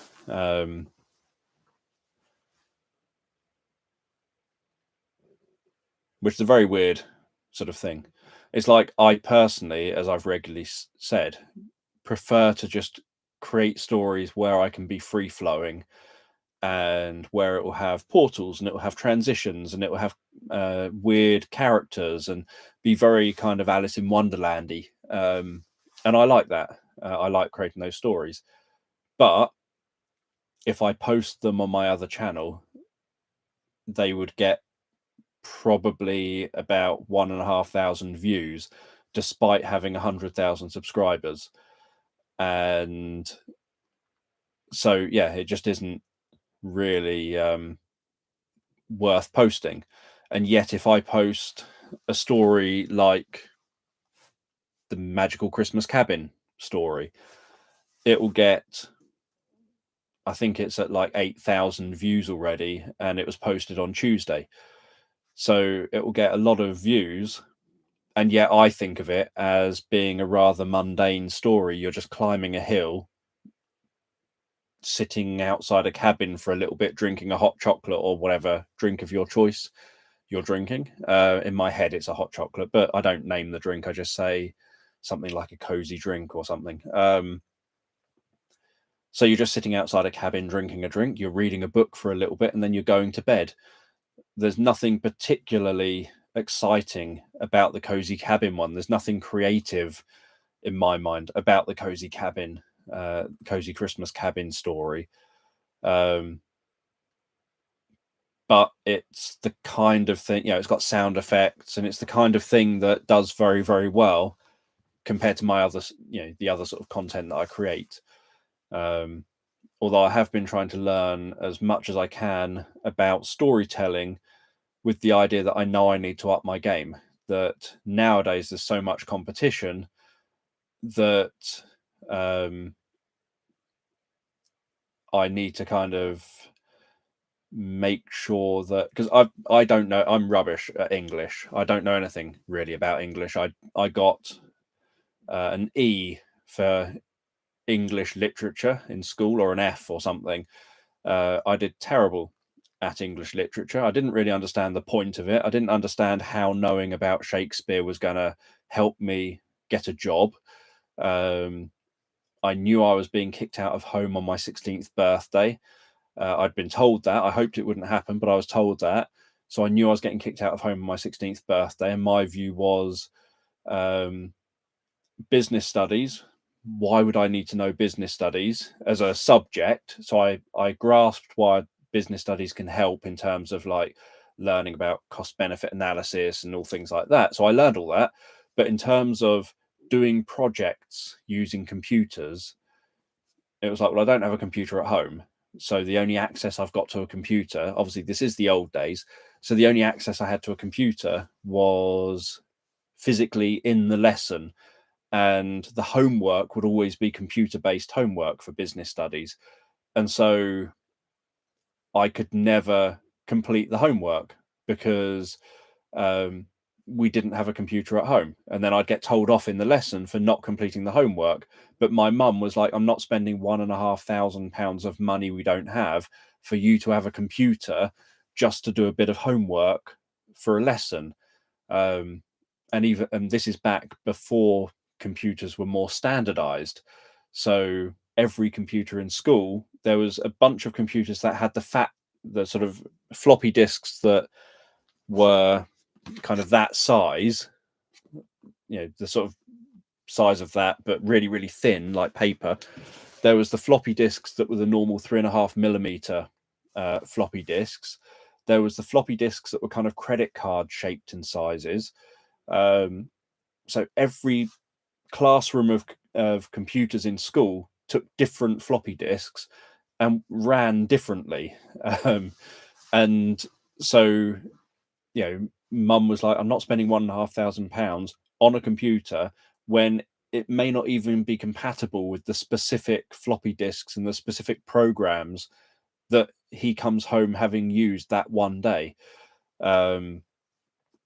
So yeah, it's a lot of my lessons in school I just didn't pay much attention to. I didn't see that it was going to add value to me getting a job. In terms of like the qualifications, so for business studies, I learned about how to run a business and things like that, but I wasn't interested in the actual kind of stuff I had to do to get the qualification, because I thought the qualification isn't going to get me a job. In English, I got, I think, a D for English language and an E or an F for English literature. So I did terrible at that because I thought, well, why would I need to know this? Who's going to be testing me on my Shakespeare if I'm doing a job working in a fish and chip shop or something? So I didn't know what kind of job I would get, but I knew that being kicked out of home at 16, I wasn't going to be able to get a job based on a degree. So obviously I don't have any degrees or anything. So it's I don't know. I'm not academically that capable, or at least that's probably the wrong wording. I know what I mean. I don't know if I can word it right. So I don't think I'm stupid, but I don't think I'm academically that capable. But then at the same time, I have written chapters for books and things. But it means that all of my storytelling stuff has always been based off of the fact that I'm a therapist. So over the years, all these other people have come about doing storytelling, people who do a really good job of it, who seem far more, I don't know what the right phrasing is, but literary literate, who are much better at doing actual stories that sound like real stories.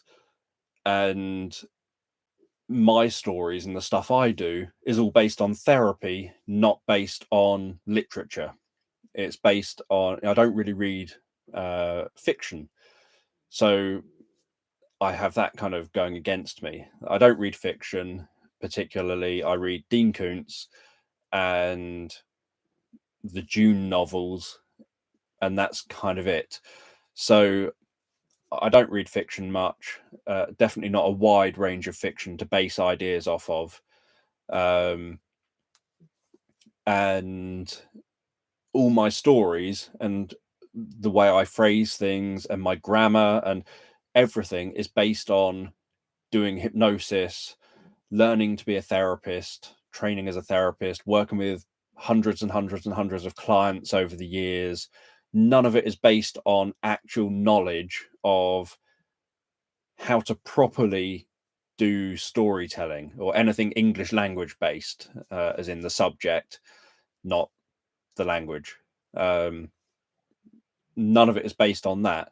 So now that there is so much variety and so many people out there doing the same kind of thing that I do, and obviously having very significantly more success than I'm having, even though I'm still a larger channel number wise on my other channel, I'm a larger channel number wise, there's still a lot of people that have a lot more success in terms of the views they get on their videos. And so I put that down largely to them just being on a completely other level to me in terms of their ability to do what I do. And that the only way for me to potentially kind of compete, I don't think it's compete in a bad way. It's not like, there's enough room for everyone. There's enough people wanting to sleep or wanting to listen to stories, that there's room for all of us to create content, and we probably still won't create enough content frequently enough to saturate the market. But yeah, so I feel that I need to practice, and so I've been trying to do that. I've been trying to practice learning more, which is why I've got these books, like obviously that one, which is very well known. And the only stuff I know about that are from studying things like Carl Jung and stuff to do with therapy, not stuff from a literary perspective. And obviously books like that one, which is a bit of a thick book with 730 pages to get through.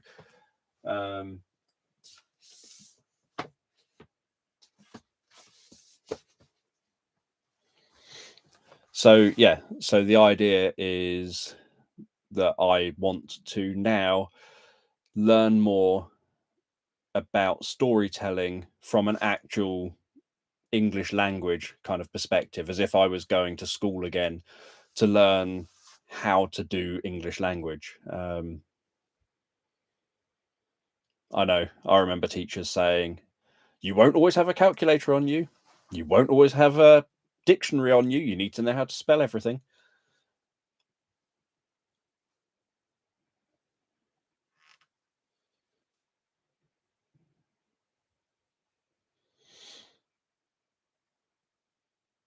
Yeah, it has turned out that young Dan has grown into old Dan, who has written over 30 books and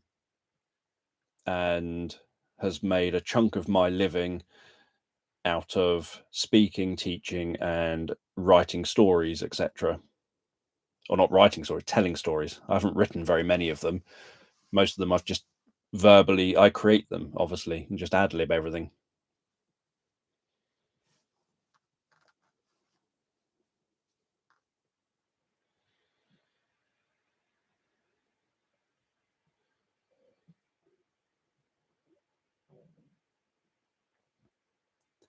But yeah, that book seems to say that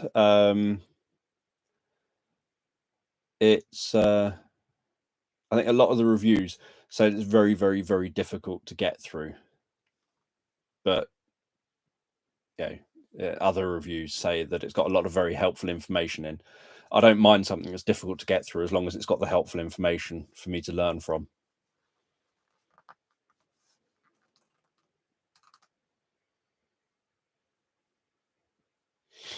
The book that's upside down is an Ernest Rossi book that I got from the Ericsson Foundation. It was printed by the Ericsson Foundation. And I kept it. Obviously, I just took a discount from them and kept the book.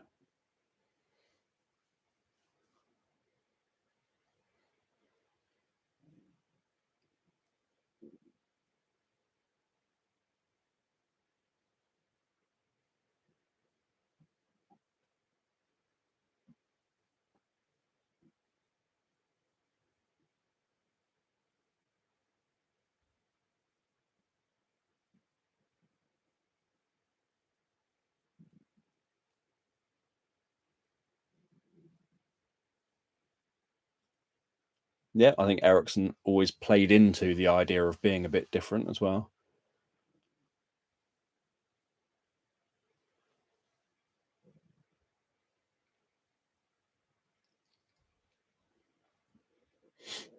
But yeah, obviously I've spoken quite a lot in the past about the one thing I'm proud of is that everything I've, going back to the kind of talking to young Dan, I'm proud of the fact that everything I've achieved has been based on me achieving it, not because I've had parents who've helped me to achieve something or who funded me to achieve something or who have supported me to achieve something.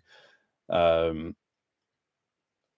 not achieved things because of an education that I've had that's just opened doors for me straight away.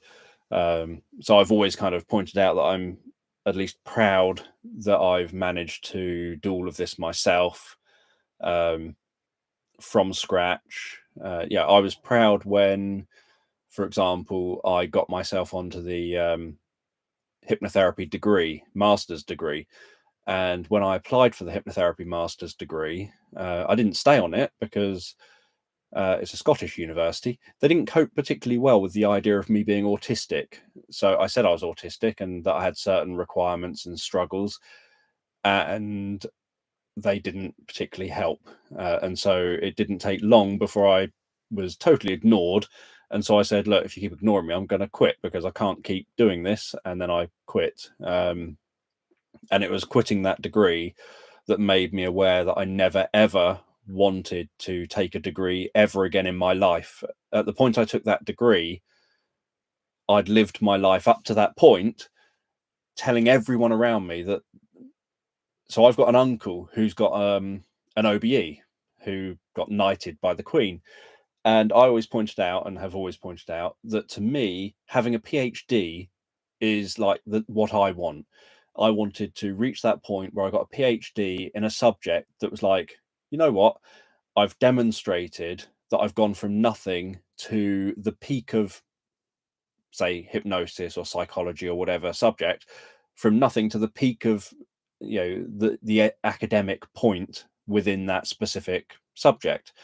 But my experience with the university, by the end of it, the desire for ever doing any kind of academic learning ever again, any kind of taking any degrees again or anything, had totally gone. And it's not even a part of who I am now, which unfortunately is just the way my brain works, that once it clicks into the mode of, no, I don't care anymore, I can't undo that clicking into that mode. So even now, all these years later, so that was like 2015 or whatever, all these years later, my brain still hasn't gone back into a mode of I want to do further education or anything like that. It's totally stuck that if someone offered it to me on a plate, I wouldn't take them up on the offer. If someone offered to pay me to do it, I wouldn't take them up on the offer. But prior to that, getting on the degree was one of my proudest moments, because when I applied for the degree, it's a master's degree. And as I've said, I had essentially fails to no grades for nearly all of my GCSEs. I didn't have any qualifications beyond GCSEs. I trained as a therapist, but all of those qualifications are diplomas, not academic qualifications. So I had no academic qualifications at all, and apart from very, very, very low ones. And so they said to me when I applied for the degree, sorry, but we can't offer you the degree. We can't offer for you to take the degree because you're not qualified enough. You're not, you can't just go from zero qualifications to taking a master's degree. You need to kind of connect the dots here a bit and work from one to the other. You need to take like some low level qualifications and then some bachelor's degree, or maybe some higher national diplomas or something, and work your way up to a master's degree. Don't just jump straight in at a master's degree. You can't do that. And I'm relatively good at arguing my point. So I put a case forward to them and they said, yes, we'll accept you on the degree. And so I was accepted onto the degree, and it just was it was a home study degree, but it was so stupidly simple that I would complete the week's work within 30 minutes of being told what I had to complete for the entire week. The only bit I wouldn't be able to complete is the student interactive part in the forums. And what would irritate me is that not a single student would interact in the forums until the night before the next morning for the next part of the degree. So for the next week's worth of lessons. And I would just be thinking, no, I'm not going in the forums at 11 o'clock at night on the last day just to interact in the forums with people when I did my work in the first 30 minutes of day one. And after a bunch of weeks went by, and then there was all the live sessions, and the instructors would never manage to do the live sessions properly. And It just kind of got very irritating. And so I kept saying to the university, if this carries on, I'm going to drop out. But yeah, which is what I ended up doing. Yeah, that is the case where I pointed out that I was asked by the creator of the hypnotherapy Master of Science hypnotherapy degree. I was asked by the creator of the degree to write a chapter in the book for the course that was going to be used as the course manual. And so I had done that. I'd written a chapter in the book that was going to be the main course textbook for that specific degree course, as well as writing chapters for multiple other books, as well as writing my own other books, and obviously teaching hypnotherapy. And so yeah, so I also had William Broome, who is the head of the General Hypnotherapy Register. He put my name forward and said, yes, he's more than capable. So I had people advocating for me, saying, no, trust me, he knows the subject. He'll have no problem with the subject. He's written millions of words worth of content. He'll have no problem with the writing of the content, because obviously that's the other thing is, if you're doing a degree but you've never done anything academic, say you don't have qualifications, they think, could you cope with the academic element of it, of having to write essays and things? And it was like, yeah, he can cope. So yeah, it was relatively straightforward to put a case forward to demonstrate that I could do it. It's just that unfortunately it didn't work out, or else I would have a Master of Science in Hypnosis right now.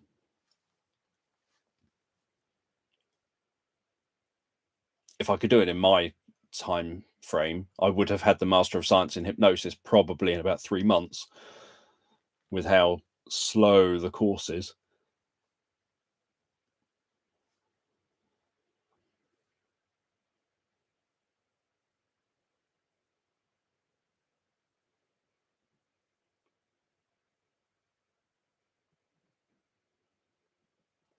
Hope it goes well. That was to Mandy, just in case people wonder what I'm saying.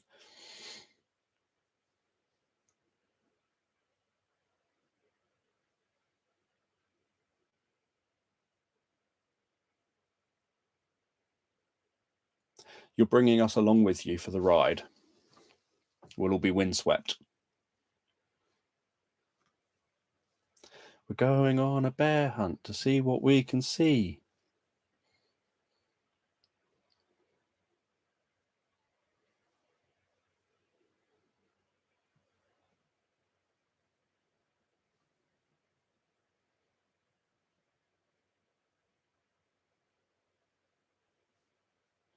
I thought I said, everyone remember your minions. Very different thing to mittens.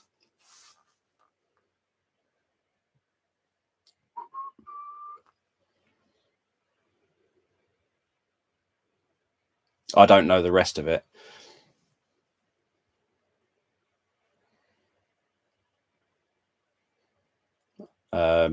I just remember that very beginning bit.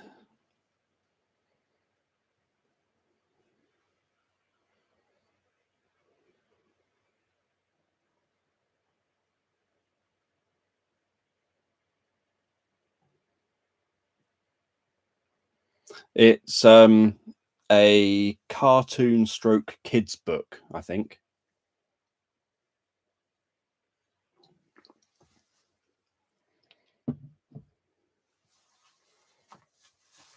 No, the first notes were the first notes of Let It Snow, or whatever the Frozen song is, because obviously I saw the word Frozen somewhere. Don't know where.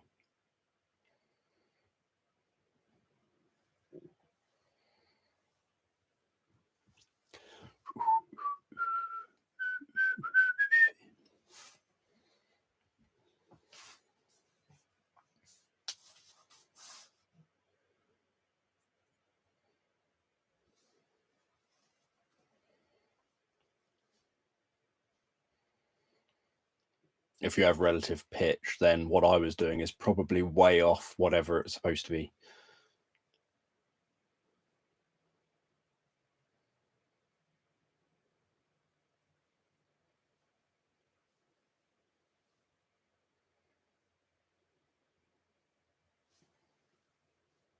Oh, you found it?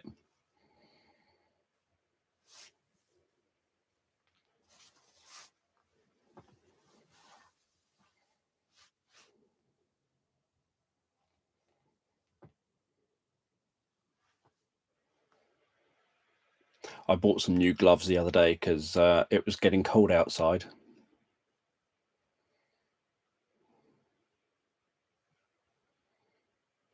Yeah, and I was just whistling Red Dwarf.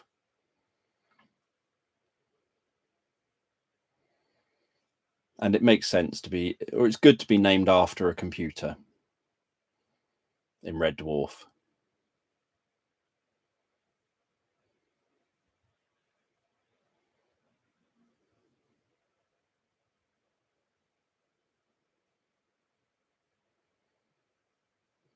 As you know, one of my brothers is named after a car.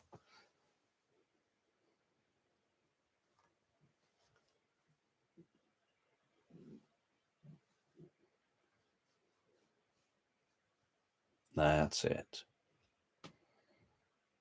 Deeper and deeper. All the way.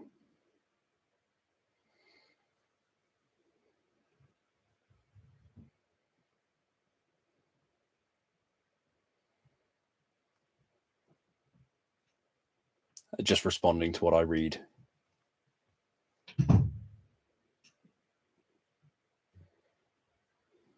You're falling deeper and deeper into snow. Oh, there's no business like snow business, as they say.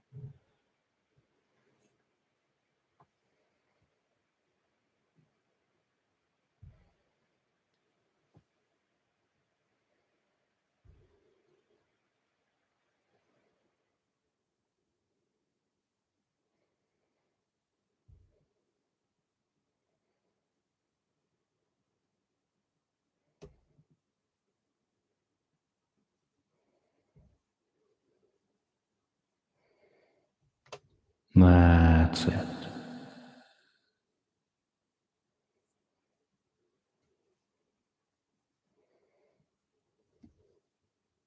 Deeper and deeper. Now, I don't have headphones in, so I can't hear anything. All the way.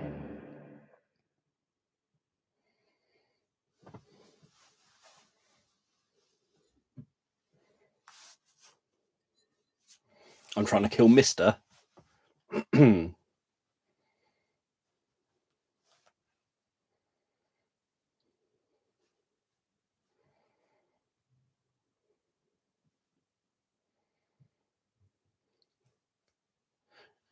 Not died of hypnothermia.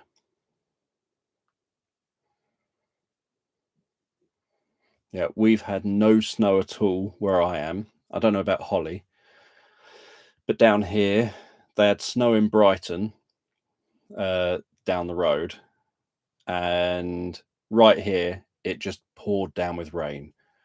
So it was like, oh look, there's snow in Brighton, and look out the window and there's just rain. So we've had lots and lots and lots of rain and no snow.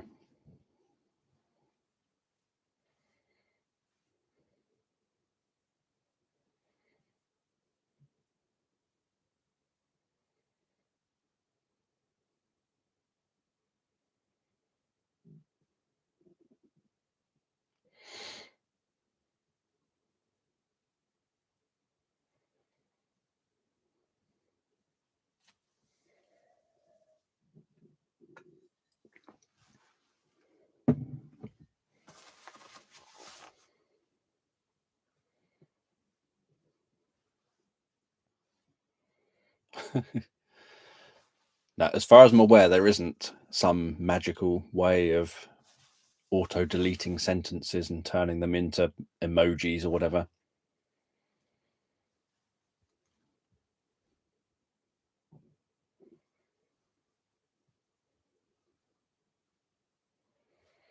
Well, sometimes it's good to make a trip to nowhere, and you might find that you're somewhere. And the more you explore nowhere and discover yourself somewhere, the more you find that you're not even there at all.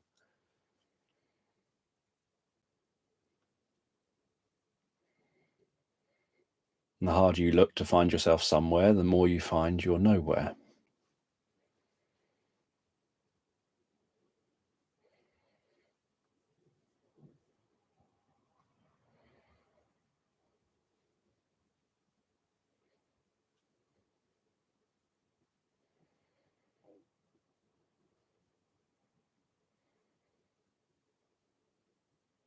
And you can know where like the back of your hand.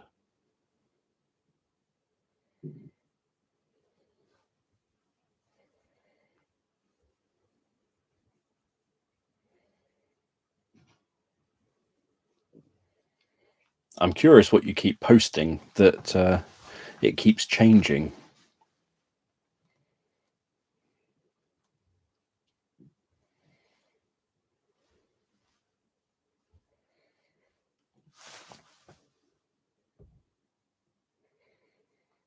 Right, how loud are these, I wonder? That's it.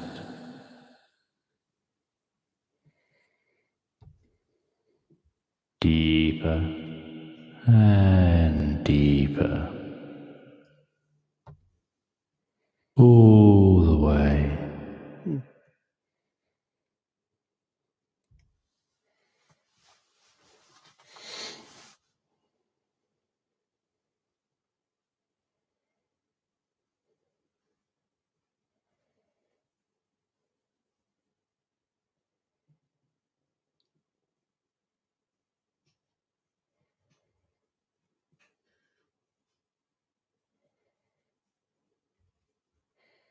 Because without having headphones in, obviously all I can do is see what button I'm pressing. I can't actually see, or I can't hear what you can hear.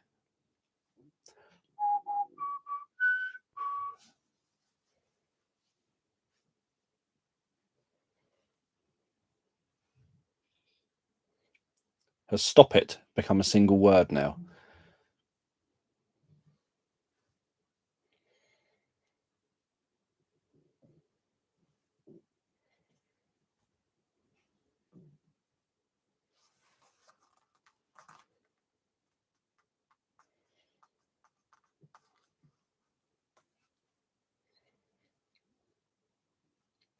I wonder at what point it becomes an extended word with multiple O's and P's and stuff.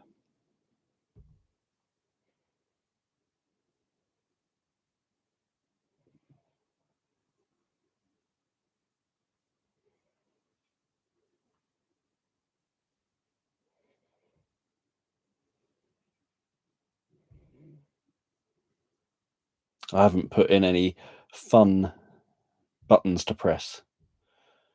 I should do that. Put in some fun buttons.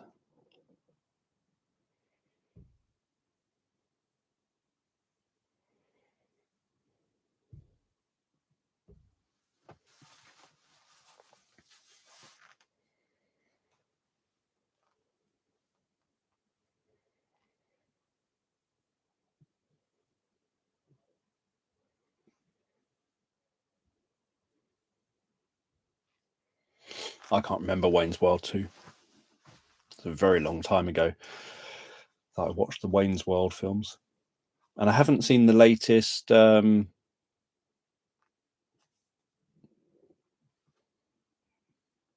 what's the film? Maybe it's Wayne's World. Don't think it is. No, Bill and Ted's Excellent Adventure. I haven't seen the latest one of those since they've grown up. That came out a couple of years ago. So I don't know if that's any good.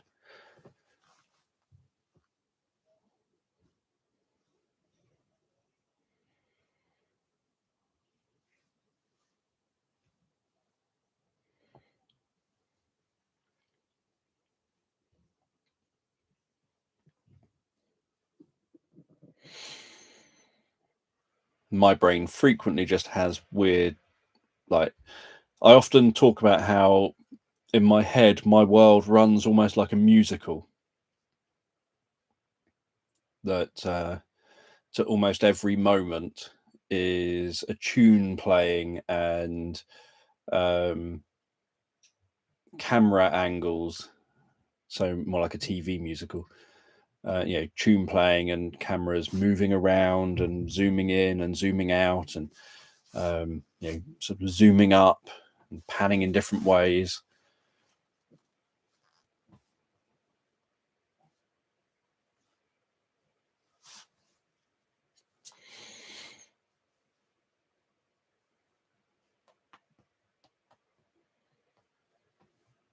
What's the snow picking up?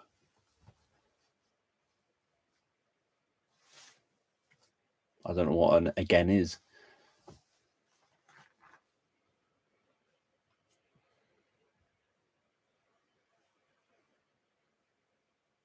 Yeah, I don't see it. I just have a sense of it, a sense of like camera angles moving around me and rising up, as if I'm living my life in some kind of a weird musical film.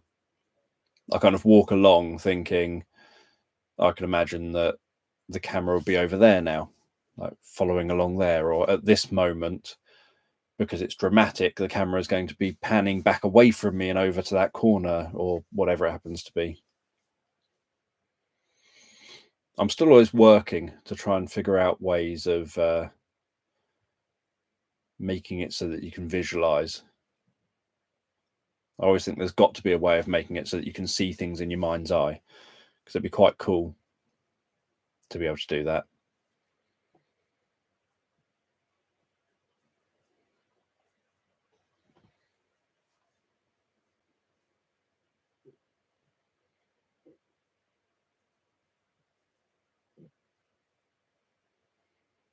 There are some things that increase the chances of visualizing, like playing computer games. If you play a lot of 3D computer games, then that can trigger automatic visualization. So you're more likely to visualize when you close your eyes if you've been playing hours and hours and hours of 3D computer games. Just like if you look at things like a 3D moving computer generated image and just kind of stare at it for a long period of time, that can then trigger, especially if it's different on both sides of the screen, that can then trigger increasing the chances of seeing things in your mind's eye.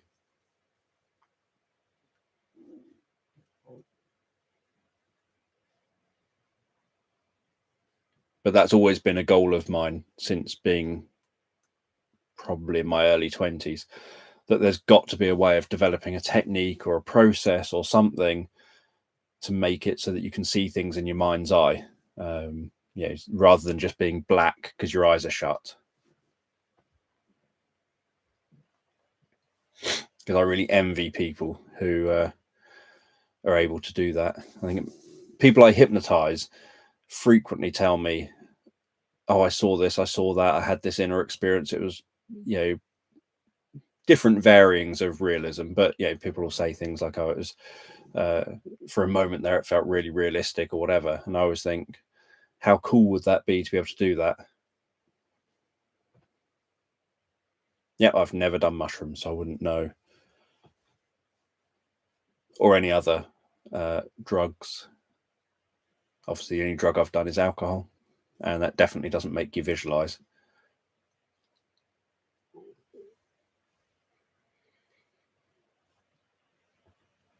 Even in the days of drinking like 3 bottles of absinthe or whatever a night, still wouldn't lead to visualizing, just passing out.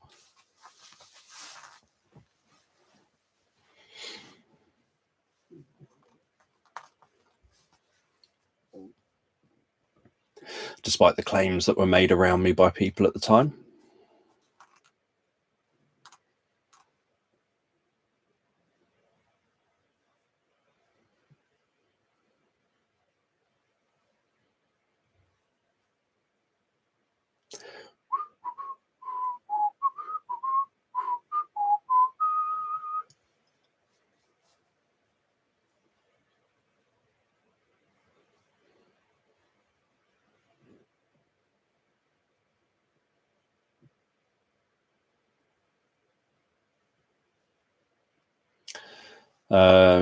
No, any walks I've ever done, I can tell you where I've gone, but I don't see anything. I don't kind of have any visualizing or anything.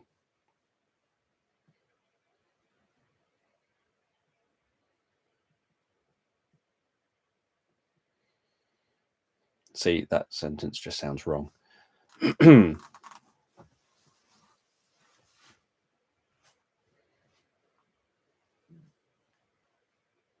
I just go through the logical process of describing things.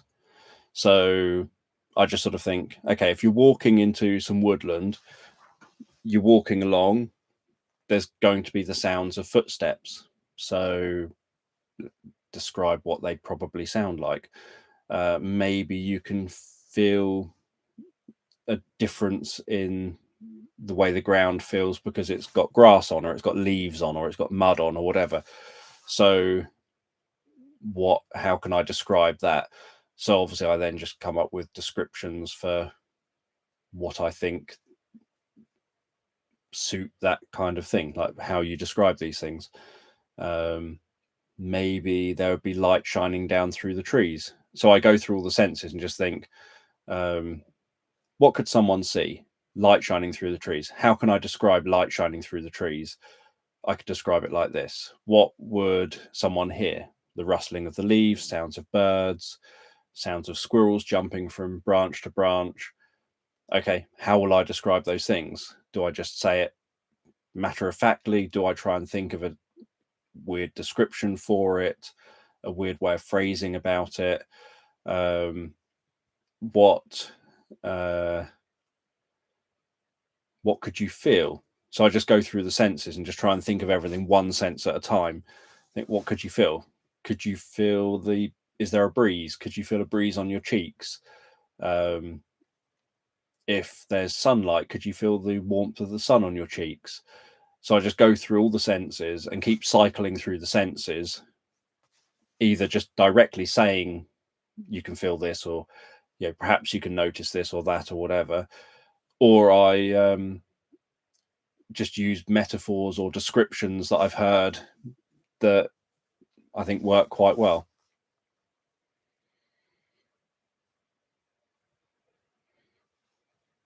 Well, yeah, I know that I have experienced the sun on my face and it's been warm. Obviously, I don't see that in my mind's eye or something. I don't have like a visualization of it, and I'm not experiencing it while I'm describing it, or at least, I'm not like visualizing it.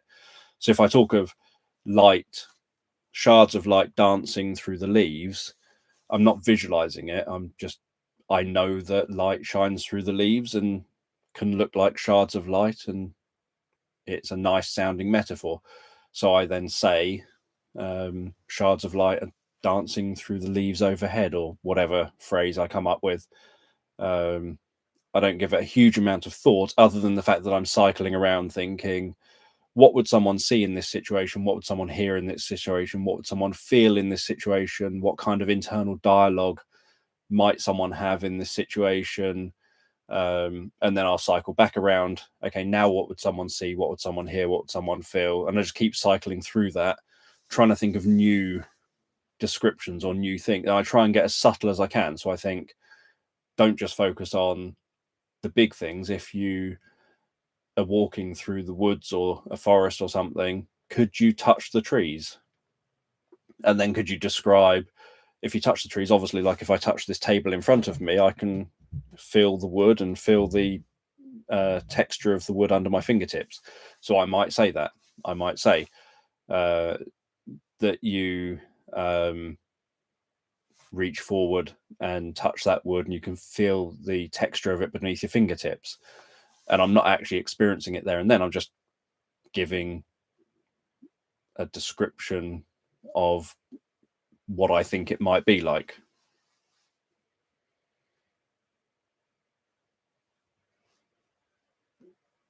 Not as any kind of visualization.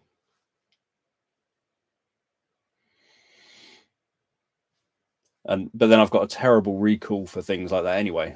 I've regularly talked, and I spoke about it in my Look Into My Eyes Autism autobiography about things like if I look away from, if I'm traveling, say, on a bus from, say, Chichester to Bognor, so that's about a 3-mile bus journey, maybe 4-mile bus journey. So if I'm traveling on the bus, if I look down, say I'm reading a book or something, or I look at my phone, if I look down and then look back up, I'll be 100% lost. I won't recognize a single thing out the window because I looked away for perhaps enough time to be a little bit of distance down the road, so that what was physically visible at the point that I look down is no longer physically visible when I look up. So if there's no longer any landmarks for me to look at, I'm literally totally lost. And I don't know how much time has passed between me looking down, say I read a text message, to look down and read a text message. I don't know if reading that text message has led to maybe 30 seconds passing, or if it just took me half an hour to read that text message and maybe I zoned out for a bit. I literally have no concept of how much time has just passed. And then when I look back up and look out the window again, not only do I have no concept of how long has passed, but I don't recognize anything out the window. And the landmarks that were there that I was following from stage to stage to try and keep track from my start point to my end point aren't there because I've just moved on. And so I don't have a clue where I am or anything. I'm just reliant on trying to look for any road sign or anything that will give me a hint at where I am now. And so if I'm on a bus or something, I have to usually just stare out the window, watching every bit of landmark one after the other go past, to try to keep track of everything, to make sure that I can make my way from the start point to the destination. Because if I look away, if I distract myself, if I talk to someone, if I do anything other than watch the landmarks changing slowly over time, so that I can think, right, that landmark I know, there's this one here that I can see, right, that landmark I know, and there's that one there I can see, right, that one there I know, and there's that one there I can see. So I can keep going, sort of, I know Chichester Cathedral, I can see it. I know that road that I'm just passing now, and that's in relation to Chichester Cathedral, right? So when that's out of distance, what is the next thing I can see? So if I don't do that, I literally get lost in an instant. So yeah, I don't know if that's got any bearing on the fact that I can't visualize or anything in my mind that makes it so that I'm not able to recognize things. I don't recognize faces. I find it really difficult to recognize faces. I've bumped into my mum in town before, years ago now, but I didn't recognize her. She apparently came up to me and spoke to me, and I blanked her and had no idea who she was, and so I ignored her. The same thing happened as a teenager, that a friend came around to meet me at my house, and mum was driving in the car up to the front of our house. I got out of the car, my brothers got out of the car, my mum got out of the car. My mum and all my brothers said hello to this stranger who was stood there. I ignored them because I thought, I have no idea who this weird man is. I don't have a clue who he is, so why would I talk to him? He then followed us all into the property, all into my home. I had no idea who he was, why he was there, what he was there for. So I still carried on ignoring him. I went all the way through to my bedroom. He followed me into my bedroom. I still had no idea who he was and why he was there and why he followed me into my bedroom. And then he started talking. I thought, oh, that voice is familiar. And I hadn't noticed his voice prior to that, even though he'd been saying hello to people. But because everyone else was talking, it was just noise among the noise of all the voices of everyone else. But now he was talking just where I could only hear just him. And I thought, that voice is familiar, but I don't know why. So I just smiled politely, thinking maybe I know this guy from somewhere and he has to tell me something or whatever. And then he started talking about things that we have in common as friends. It's like, oh, you're so and so, aren't you? You're the friend I see literally every day in my class at school. You're that person. And I just didn't recognize him. He had the very slightest amount of stubble, whereas in school he was clean shaven. And so that was enough to make it that I just couldn't, for a very long time, figure out who this person was. So again, I don't know if any of that is because I can't create a reference in my mind to kind of compare the real life thing to.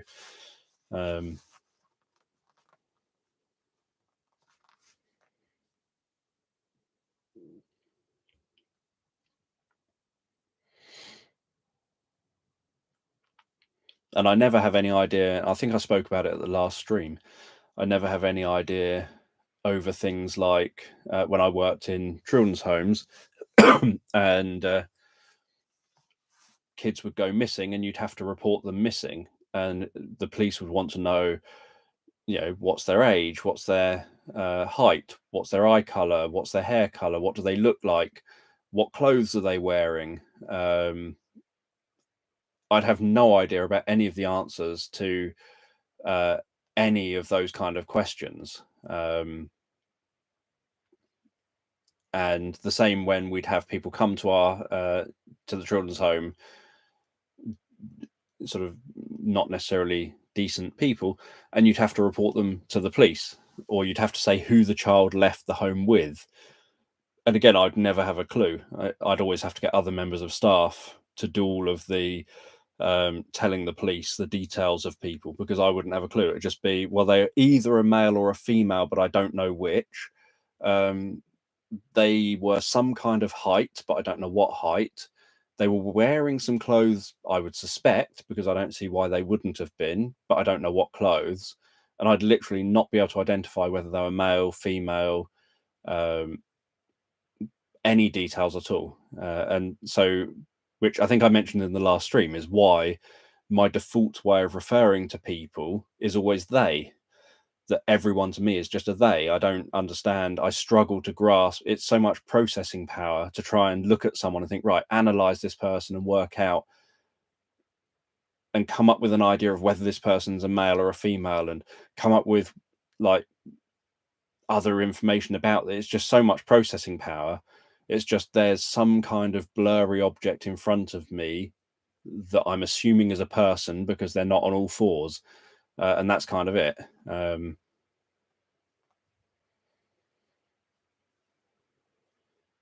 Yeah, Abby is my only friend, really. So I don't think it's weird having your husband as your only friend.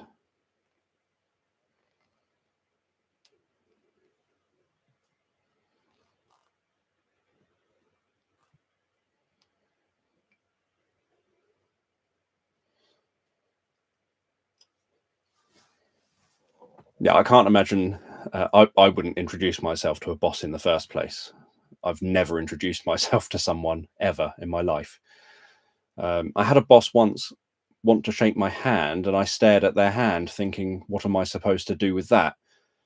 They said, hi, I think their name was Rab. They said, hi, I'm Rab. And they put their hand out, and I just stared at their hand thinking,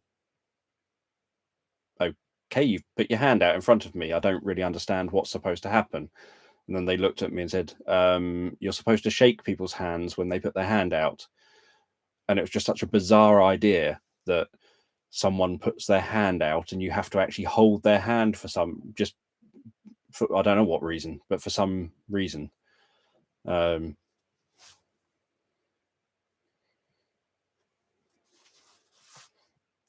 So that makes more sense, that you had to go and find them. And so it wasn't so much about you going and thinking, I'm going to introduce myself to the boss. It was more go and find so-and-so.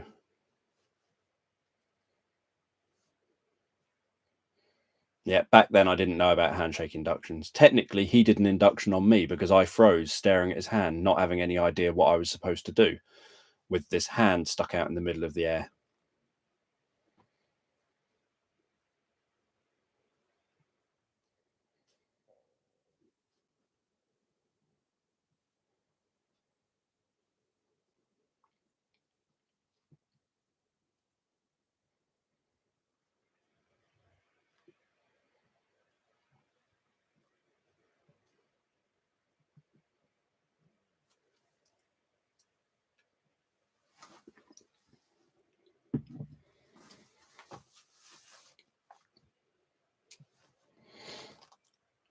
But yeah, I'm not very good at introducing myself to people either.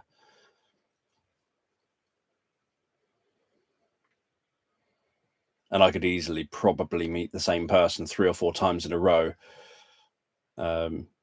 which is also, it makes it very difficult when, so sometimes I've had to sell books on the street. I'll have my books there on a stand with other authors or whatever, and as people walk past, you'll kind of have a script that you run through where you say something like, hi, I'm so and so, we're part of this bunch of local authors, we've written these books, and you'd sort of say something like that. But you would get people that are like, yeah, you've said that to me like 6 times today so far, when I've walked up the street, back down the street, back up the street, back down the street. Every time you said the same thing to me over and over and over again. And every time you'd have no idea that you said the same thing to them over and over. And in fact, they would even buy stuff from you, and they'd be like, yeah, I'm carrying a bag full of the books I literally bought from you like 20 minutes ago. You had like a 15-minute conversation with me before I bought the books. And so don't remember any of that. So yeah, that's always a difficult one. So it's always good if you're doing a stall with someone else who is a bit more observant, so that you've got someone who can kind of nudge you. No, you've spoken to them already.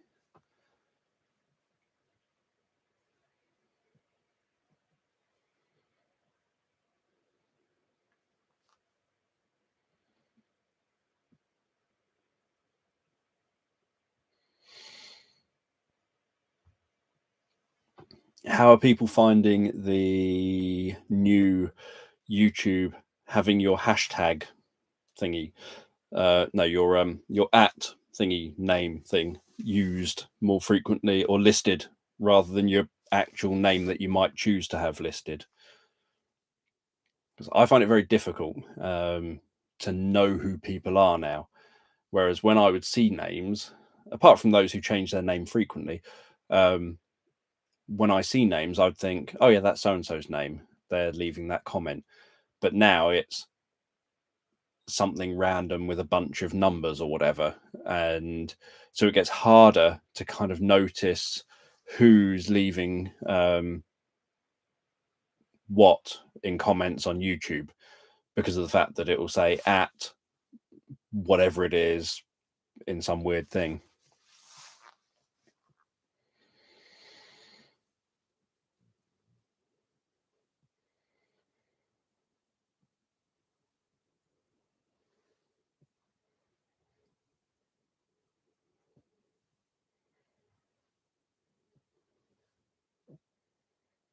So like mine on this channel is at Slumberland Dan, which is good because I've got that name. On the other one, it's at Dan Jones Hypnosis, which is good. That's what I wanted. I'm trying to think. One of my channels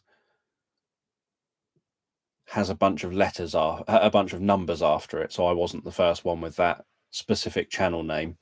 But I don't use that channel anyway. I can't remember which one it is, but I don't use it anyway.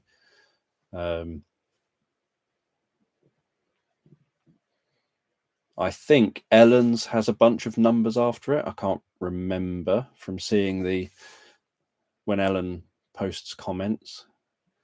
So you have to try and work out now who people are based on their kind of at tag thingy, whatever you want to call it, username thing.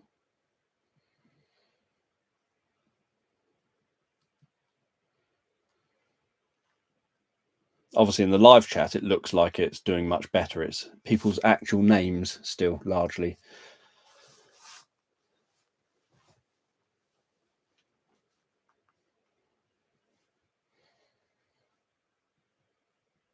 Yeah, I don't know what yours is. I'm assuming yours isn't at Holly, because the chances of you happening to get at Holly are very, very, very, very slim.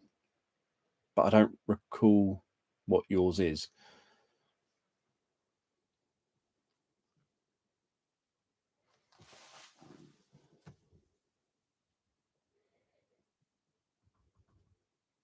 was just trying to see if I hovered over it, if it told me, but it doesn't.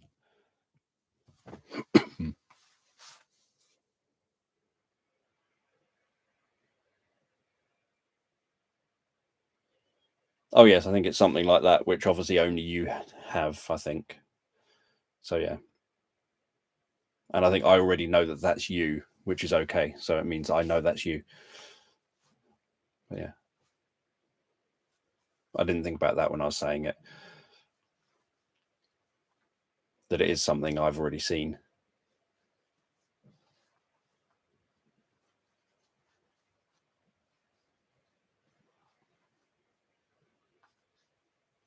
Obviously, if I didn't already know that, that isn't Holly, which means I never would have guessed the two connections. If I saw you in comments and I saw you in the live chat, I wouldn't have connected the two people as being the same person.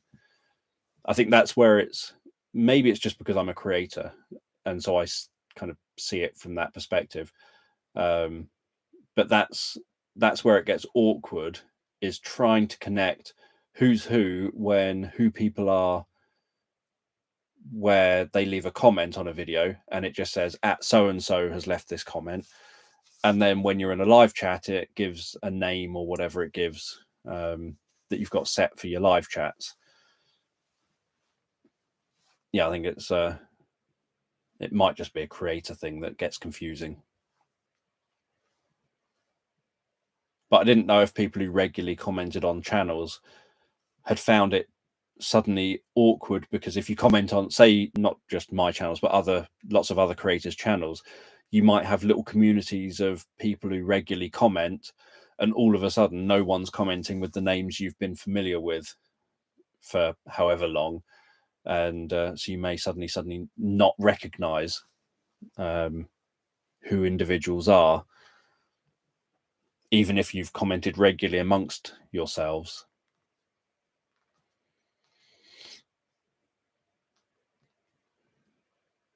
But as I say, it may just be more of a, if you're a creator, you notice it, and if you're not, you don't notice it.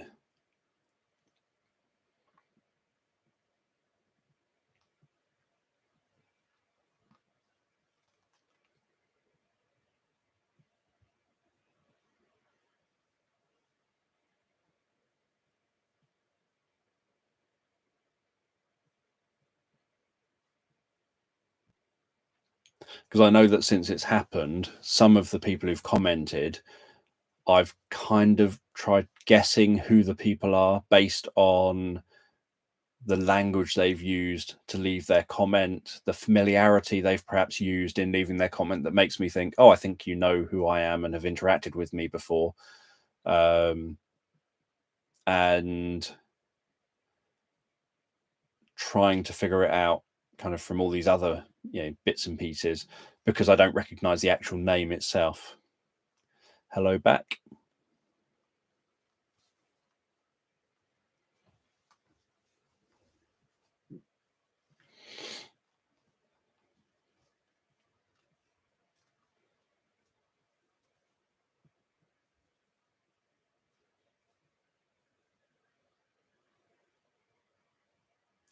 But yeah, I don't know what causes. I can think of ideas of what could cause, but I don't know specifically what causes transient global amnesia.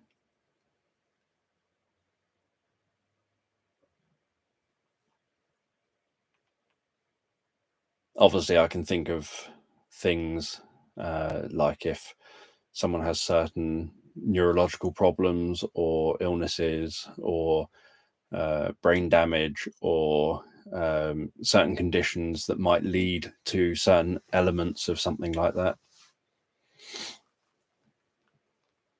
But I don't know if there's a specific kind of situation or type of thing that you're thinking of.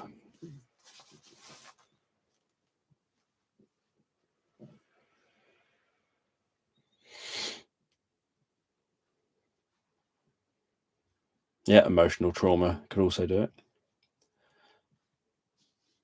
Obviously, you get amnesia so the brain is state dependent. So we have state dependent memory, learning, and behavior. So what gets kind of imprinted in your mind, sort of within your neurology, within one state, say when you're angry, is hard to access that the patterns associated with that if you're, say, really calm.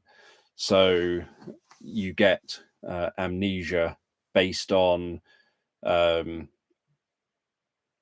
if something's in one state or another. So it's very common, for example, for someone to have an argument with their partner, and in that moment when they're incredibly angry, they can remember all of the type of stuff that's associated with them being angry. They can suddenly recall, and another thing, and another thing, and recall all this negative stuff about their partner that's only really associated with being able to easily recall it when you're in an angry state, because you've only ever been in an angry state when that stuff has been present. You don't really think about it when you're in a calm, loving state with your partner. But the same goes the other way, that you don't really recall all of the calm, loving stuff when you're in that anger state, because your brain isn't accessing that information.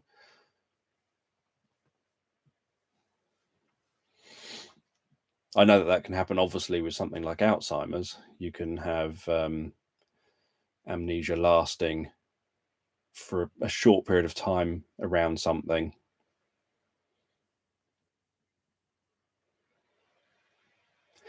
Obviously, amnesia itself is a very fascinating topic because it's not necessarily as clean cut as it sometimes seems on the surface. So someone can have amnesia for what's happened recently, but remember what happened further ago in the past. And obviously they can use a language that they've learned. So they've still got memory of their language capabilities and everything. They can perhaps remember childhood, but they just can't remember their short-term stuff, or they can't remember medium-term, like the stuff that's happened over the last few days or whatever. But then once it's longer than that, they suddenly can remember it. But then you also have things like sometimes you think you've got amnesia for something. So one thing that Milton Erickson spoke about was that sometimes someone can say they've got amnesia and can't remember, say, back beyond a certain point in their life. So they say, I can't remember before I was involved in that traumatic car accident when I was 13. And so as far as they're aware, they don't believe they can access memories from prior to being 13. But then you start talking to them in a kind of roundabout way where you end up talking about, say, their brother or sister or something, and you start talking about what their brother or sister was like at different ages. And now they're talking about their brother or sister at a specific age that actually predates the apparent amnesia point, because you came at it from the amnesia is not associated with the brother or sister, and the context of that, it was associated trying to recall back through their life specifically. And so you can sometimes have it that through alternative associations you can access time periods where amnesia has happened, where someone's got amnesia of, because you've come at it from an angle that isn't what you're normally trying to target. So you're normally trying to hit, do you remember what your 12th birthday? And say the person did used to remember the 12th birthday. It's like, do you remember your 12th birthday? Nope, I've got no memory of my 12th birthday. But then you end up talking about your brother's 10th birthday, and that maybe happened before your 12th birthday. And so you can then try and work your way in that way. So Erickson had done some, I think, papers around how you could help people to bring down their amnesia when it wasn't something that was due to brain damage or something like that. You could bring down the amnesia by tackling it from a kind of indirect route, by exploring other things where you don't say, I'm going to end up asking you for information that predates the amnesia, but you're going to end up asking for information that predates the amnesia. And because there's no pressure on it, they end up doing it and giving you that information. And then that starts opening up, being able to explore, and what were they like?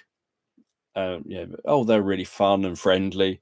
Well, now that involves you. How do you know they're fun and friendly if it wasn't involving you and that opinion of them? I sort of amnesia can be an interesting one to kind of look at.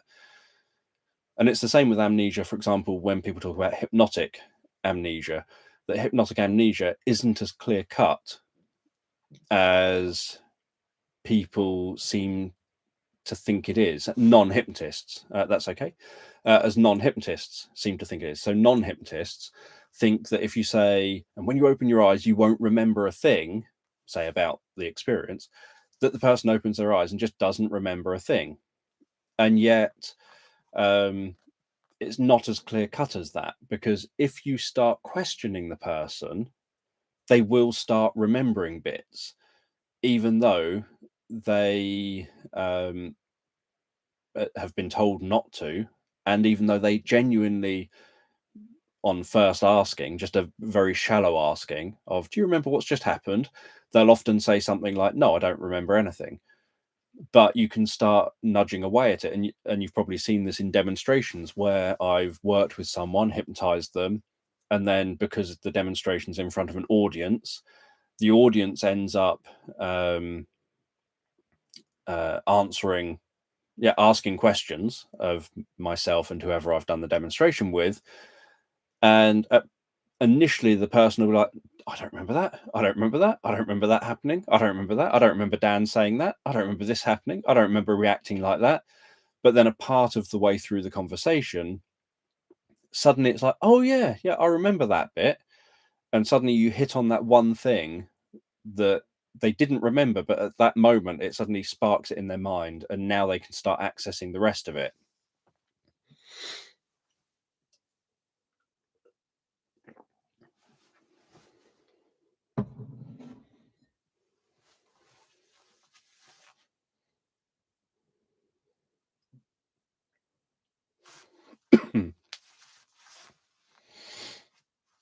I think I was just waffling. There was nothing to contribute to apart from me waffling. The horse lady.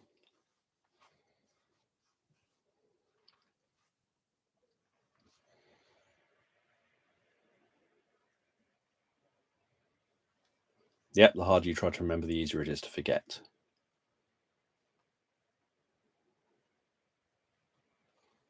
Yeah, dreams are a good example of that, where you're very confident that you can remember the dream, perhaps the second you wake up. You haven't verbalized anything yet, but you're very confident you can remember the dream you were just having, until you try and tell someone the dream, and then it can disappear.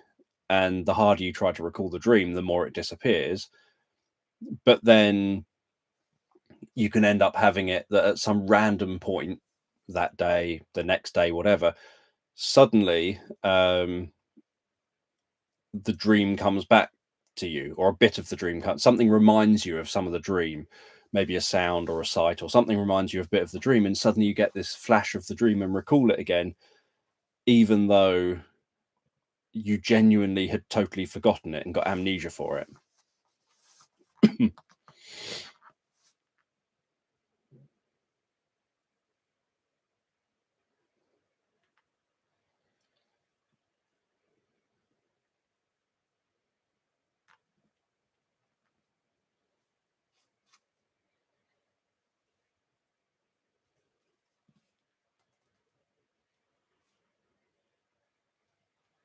That's irritating, not remembering which story or which compilation.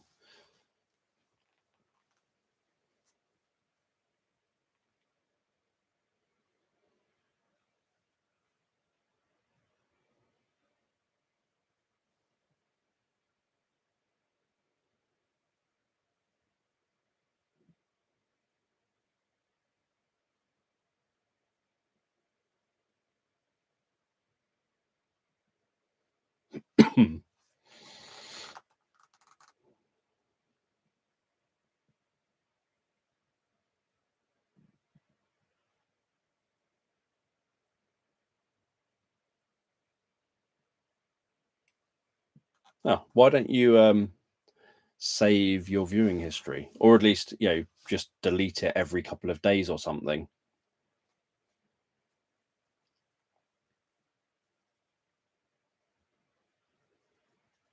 So that you've got a bit of control over it, so that if you did need to see something, like, my first thought was the next day, just look at what playlists or look at what compilation you were listening to, and then listen to it back. Or if you knew, I listened to those two compilations back to back, but I don't know which one it was, at least you've narrowed it down to know what to listen to, and just delete your history every couple of days or something. Don't know. There could probably be many reasons why someone overloaded could experience vertigo. Sometimes it's just vertigo. Sometimes it could be a metaphor, someone acting out a metaphor. Like, you're overloaded, and so you act out the metaphor of, I need to go and lay down because I'm overloaded. There's too much on me right now, kind of thing. And the metaphor, for example, it's a very common metaphor that it's as if stuff is swirling around my head. And obviously, if that's the metaphor you're telling yourself, that it's as if all this information is just bombarding you and swirling around your head, then it could be that you act out that metaphor of the swirling around your head makes you dizzy and you just need to sit down or lie down. But it could just be also someone being overwhelmed or biological.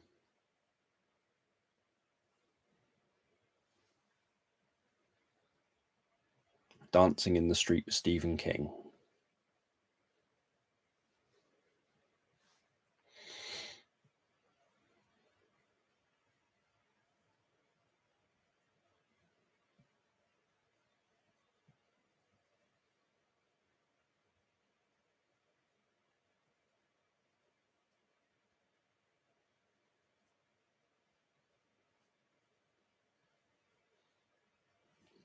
Yeah, if you just keep listening to random stuff, obviously the more I create, the more random stuff you've got to go through to find what you're after.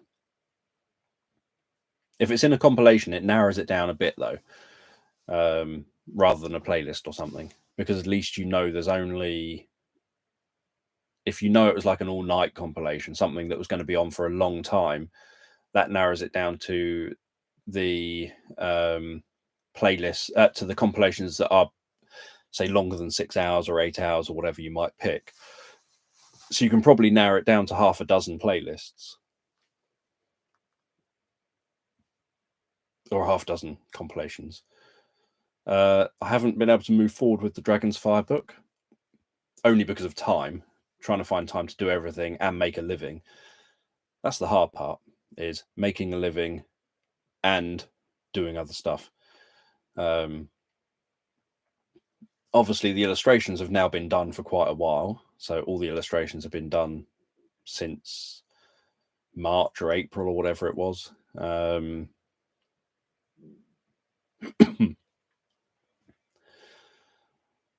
writing,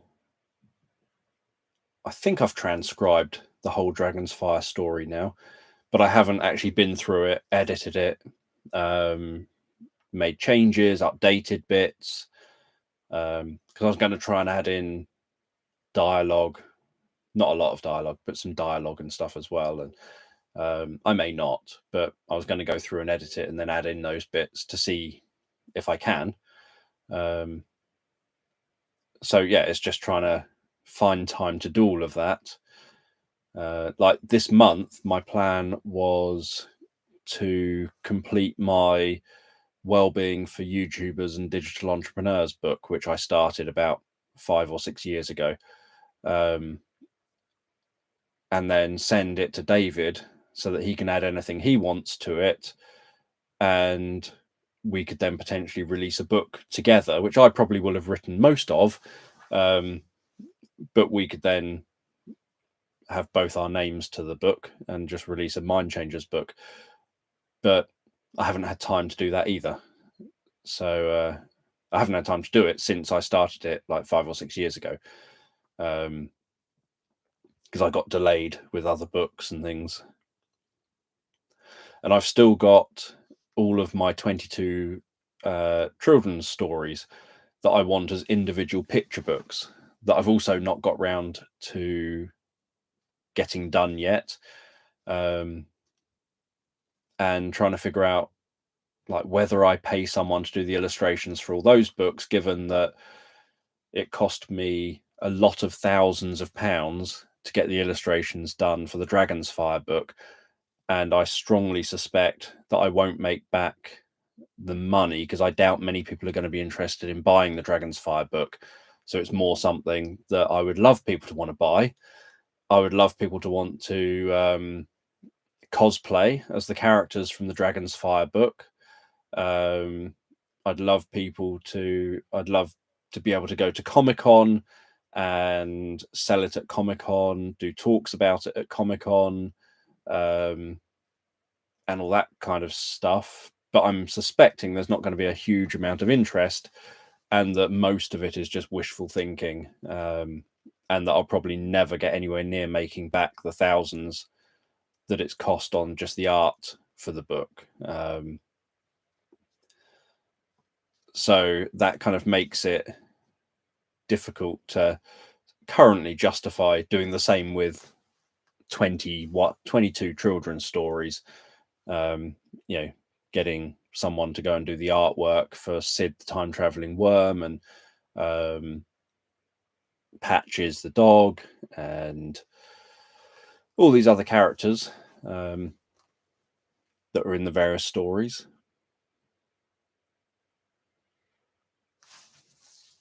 And hello back.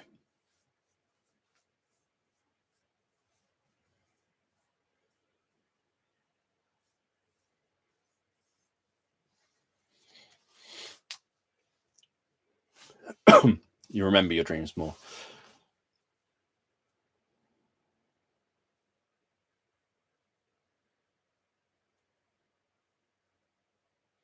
Yeah, generally. So dreams is something that I kind of know a thing or two about in terms of the fact that I'm a therapist. And so generally the kind of the metaphors in the dreams, or the sort of stuff that your dreams are made of, are normally just random bits and pieces from over the last bunch of days that could come from anywhere. It could be something you've seen or caught a glimpse of on TV. It could be everyday stuff.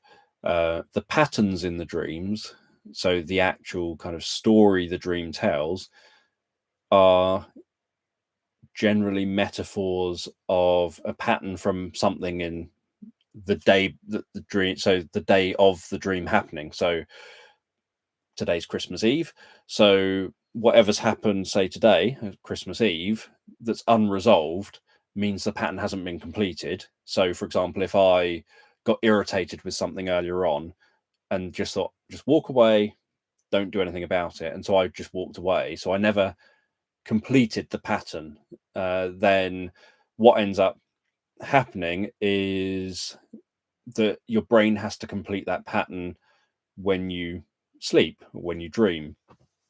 And so you then fall asleep and you dream that pattern, so that it closes the pattern. And whatever the emotion is during that pattern playing out is going to be a very, very dialed up version of the emotion from during the day. So if it's like, well, that's irritating during the day, then it will be perhaps making you really angry during the dream because it's a heightened version of the daytime emotion. If it's like, oh, that made me a bit nervous, so say a work situation makes you a bit nervous during the day, then when you dream at night, it could be like very high levels of fear or extreme anxiety. That's the emotion that you feel. So the way to know what a dream is about, and as a therapist, this is kind of what you do, is when someone's telling you about the dream, you ask them about kind of what's been going on the last few days for them prior to that dream, and you kind of are looking for the low level version of that high level emotion that was in the dream. But generally, dreams are meant to be forgotten. They're meant to close the pattern and then you forget about it. We are still here. Well, it would be good to have at least one person buy the Dragon's Fire novel when it comes out.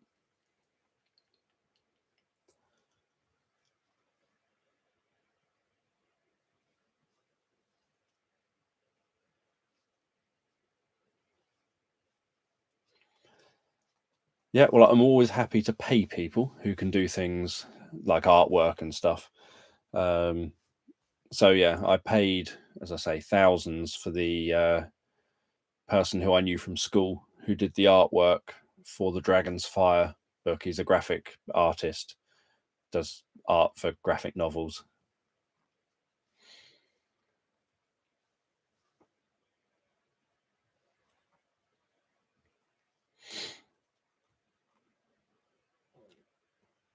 I don't know if I've seen that one. I do like Inside Number 9, and I've got the signed script books of Inside Number 9, series 1, 2, and 3. But I haven't seen the most recent Inside Number 9s, and I can't remember the episodes that I have seen of all the series that I've seen.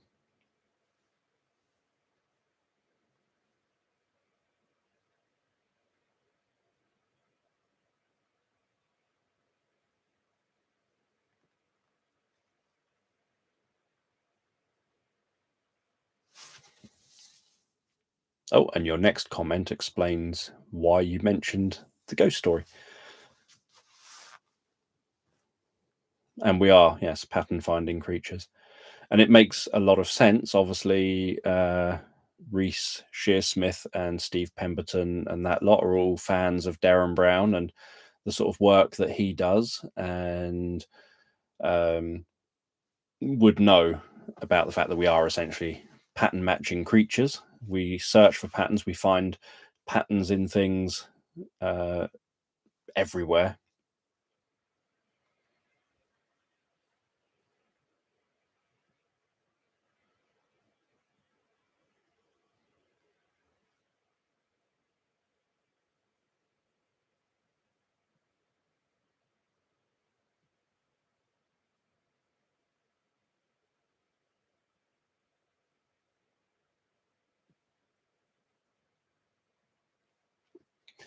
And obviously, I do try and so pretty much all my stories. So not so much the magical stories. I do it occasionally in the magical stories, and generally when I do this, the magical stories I do it in are less popular than the ones where I don't do it in. But yeah, the in my stories, I obviously try and make them therapeutic to address anxiety, worry, and stress, at least. And if someone has mentioned in comments or in a live chat or whatever other challenges they're going through, and I happen to be making a story around that time. So in the old days, it would be that I would be making a story during the live chat. I would make sure that the story covers those issues as well.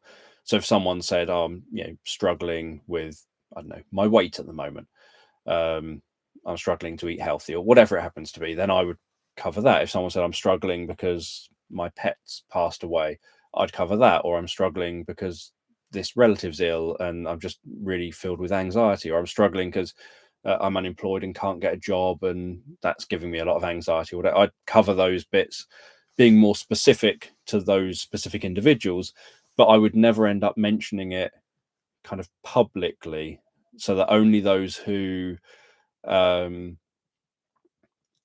were a part of the stream or who gave the comment would know that that's what I had done. Mainly because in the olden days, when I used to make sleep stories, where each one was around a different topic. So it'd be like, this sleep story is for grief, this sleep story is for weight loss, this sleep story is for anxiety, this sleep story is for confidence, whatever it was. People would go, oh, I'd love to have listened to it, but I don't have that problem, so I won't listen to it. And so it reduced people listening to my sleep stories, because people would only listen to sleep stories if it related directly to their problem, even though I would say in the descriptions, if you don't have this problem, that's perfectly fine. It's then just a story to you. It doesn't, just because there's patterns in it that are therapeutic. Like if you perhaps are struggling with identity and with like, I feel like a bit of an outsider now, etc., then listening to The Ugly Duckling in the context that you're thinking, right, I'm listening to The Ugly Duckling with the idea that I want this to help me with my problem therapeutically, it's likely to be helpful to you, because it teaches the story, it lays down the pattern of, how you are at one point doesn't mean that who you're going to become is negative.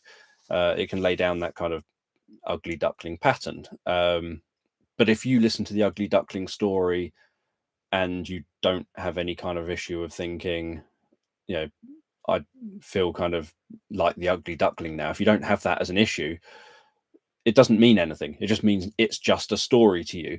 And I'll explain that obviously in the comments. But what used to happen was that people wouldn't end up listening to the stories, because the therapeutic bit, they would say, I don't need that therapeutic help, so I'm not listening to that story. And they would miss out on some stories that I would think are quite good stories, just because they didn't have the problem that the story could help with. So that's why I kind of stopped naming what stories could help with, beyond saying that they're all made to help with anxiety, stress, and worry, because I felt that they're the three kind of things that if you've got sleep problems, most people with insomnia struggle with shutting their head up. They just constantly have this internal dialogue or whatever that keeps going and doesn't shut up and doesn't let them fall asleep. They normally struggle with managing stress during their day and during their life. And they normally find themselves having a reaction to things, a kind of anxiety reaction to things, a kind of beating themselves up about things, blaming themselves for things, feeling that somehow they're always at fault. So those things seemed like it's just best to make sure everything covers those topics, and then anything else is just a bonus.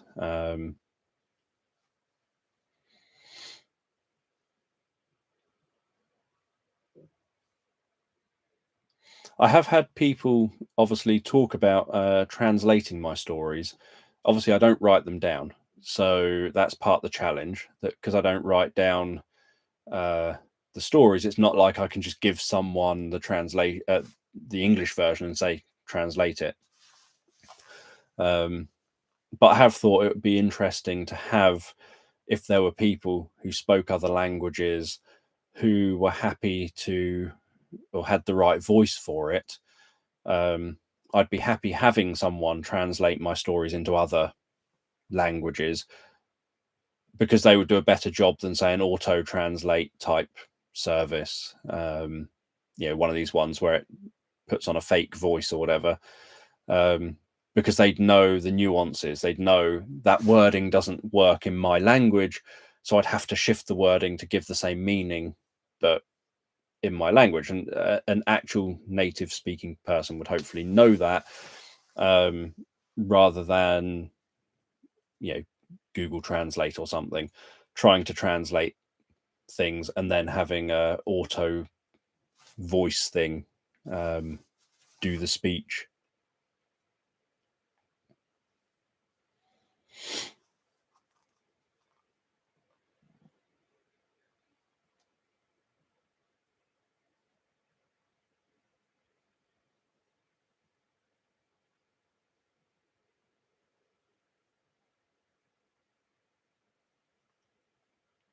Yeah, I think sometimes it's just the choice, perhaps, of metaphors, or the choice of what specifically I happen to cover as an example of something, that clearly some things can suddenly touch one person more in one story than another, but then another story will touch someone else differently because they'll relate maybe to some of the metaphors or some of the content used to describe the patterns that I'm using. So for example, I could do 1,000 stories covering how you've discovered something at the end of a journey, but discovering a pocket watch may be incredibly meaningful to one person, and yet discovering a cup may be the thing that's meaningful to someone else. That something about, even though the stories are perhaps the same kind of pattern, something about one or the other just resonates with one individual or another individual. Holding a pocket watch and noticing the time on it might make someone resonate with, say, the loss of a loved one, or the aging of people around them, or the aging of themselves, that might feed into that person's specific pattern of maybe why they get anxious about things, or why they're stressed about work, or whatever it happens to be. That it's like, I'm wasting my life away in work. I'm not getting any younger, and I'm stuck in my dead end job, or whatever. Whatever kind of story they tell themselves in their everyday life may relate directly to happening to discover a pocket watch that gives some insight, but doesn't relate to necessarily in the same powerful way to having a cup that you discover at the end, or a glass of water, or some kind of a pool of water or something. And yet you get the other side where someone drinks from some electric blue pool of water at the end of the journey, and that electric blue pool of water just makes them think of like drinking some life elixir thing that gives good health. And maybe their anxiety is very much driven by health related challenges, and so having something that makes them think of healing themselves at the end of a story, even though they're similar-ish stories, leads to a very different kind of pattern or person at the end of that.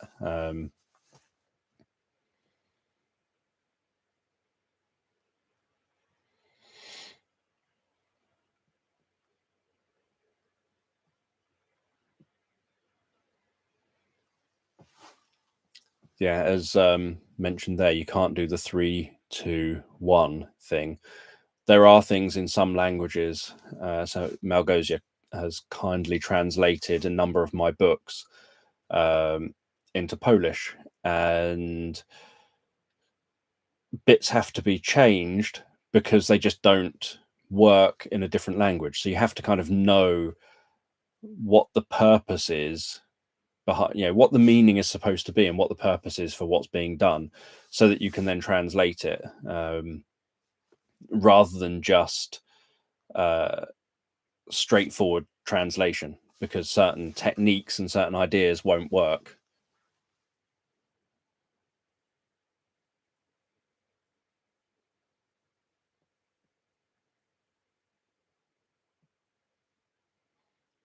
The spaces between the words are incredibly important. I think I mentioned that last time as well, in the last stream.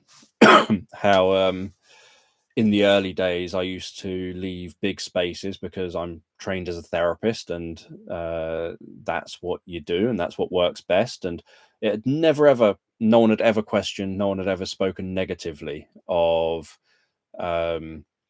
spaces and pauses and things in what I'd done, until people started listening to my stuff specifically as sleep stories rather than as therapeutic stories. So up until 2018 or so, pretty much anyone who listened to my sleep stories listened to them as therapeutic Ericksonian hypnosis sleep stories, so Ericksonian hypnosis therapy stories. And most people to my channel were people who are looking for therapy and looking for self-hypnosis or meditation and stuff. So the pauses, no one ever questioned. I could do a pause for 5 minutes and no one would question it at all, because if it was for 5 minutes, there was a reason it was for 5 minutes, and so it was natural and it was fine.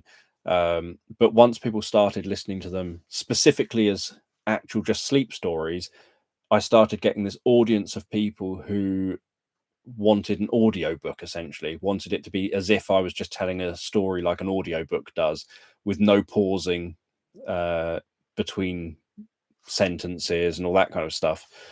And so I did go through a phase, I think I mentioned in the last stream, I went through a phase in 2019, the end of 2019, after I'd become a Sleep Stories channel, of while I was editing my older work, the new edits of my old stuff, I edited out a lot of the pausing to make no pauses longer than 4 seconds.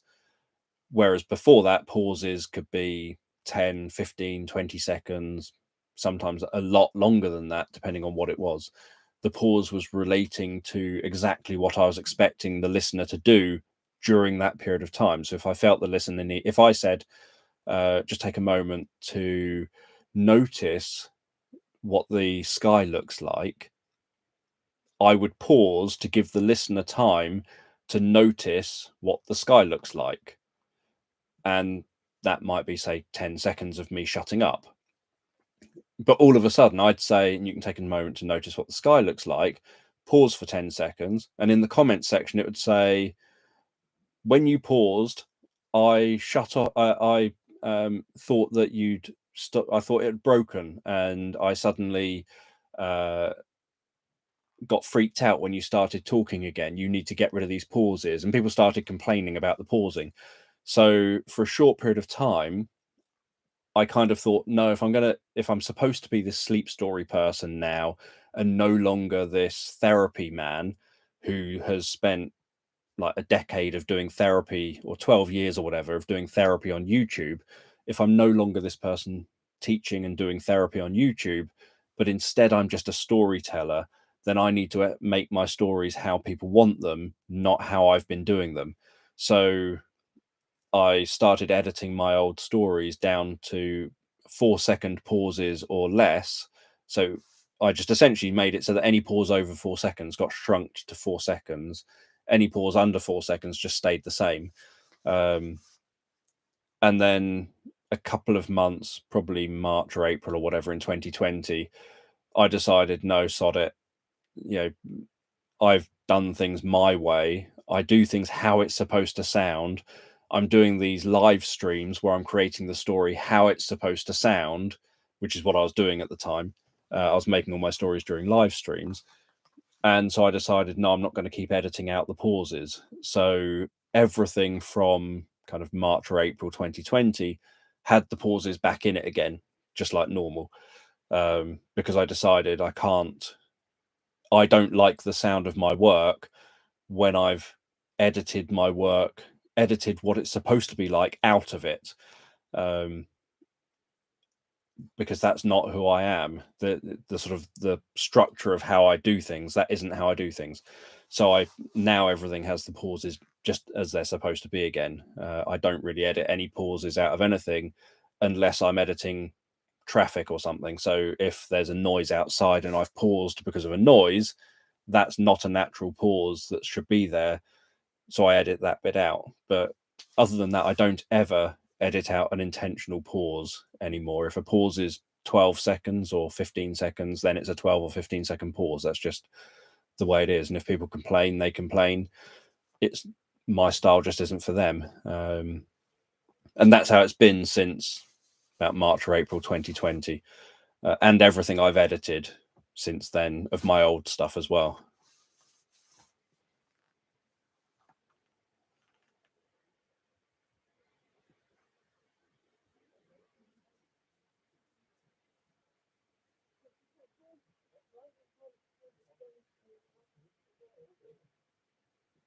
I just read that as your skull doesn't work anymore. I was just thinking, how's your skull supposed to work? Isn't it just supposed to hold everything in place? But yeah, obviously that's the whole point of doing therapy, is that when you're doing therapy, you need to give the person time to do the work that's just been asked of them. And my stories, I always point out to people, they're interactive. They're not passive. So you're kind of listening along, but they're interactive in terms of, I want you to experience touching a tree. I want you to experience what it looks like to have the light shining down through a forest. I want you to experience the smell of a waterfall when you're near a waterfall. I want people to actually have the experience of these things, not I'm rattling through the story so fast that you don't ever get a chance to have your actual physiology and your brain and neurology and everything do this stuff. You need time. Your brain doesn't work instantly, and it is a balance. If you're face to face with someone, so if I'm in a therapy session, I can say something and I can pause and I can watch the person until I see on their face changes, say to their skin, that they've done what I've just been talking about, and then I can carry on. And I might pause with an actual client for say 1, 2, 3 minutes, 5 minutes, 10 minutes, whatever it happens to be. And that's natural for that client in that moment, and it feels natural for them because I've asked them to do something and I'm giving them their time that they need to do it. But if I put that as a recording onto YouTube, there'll be someone that can do whatever I was asking within, say, 10 seconds. And so they would be thinking, oh, why are you still pausing? I've already done what you asked me to do. I'm already there, imagining that. And yet you're still paused. So when you're doing online stuff, obviously you are trying to get that balance right. You need to be slow enough that most people have enough time to do the work, but fast enough that most people aren't feeling like you're going too slow. So you're trying to get that sort of balance right there.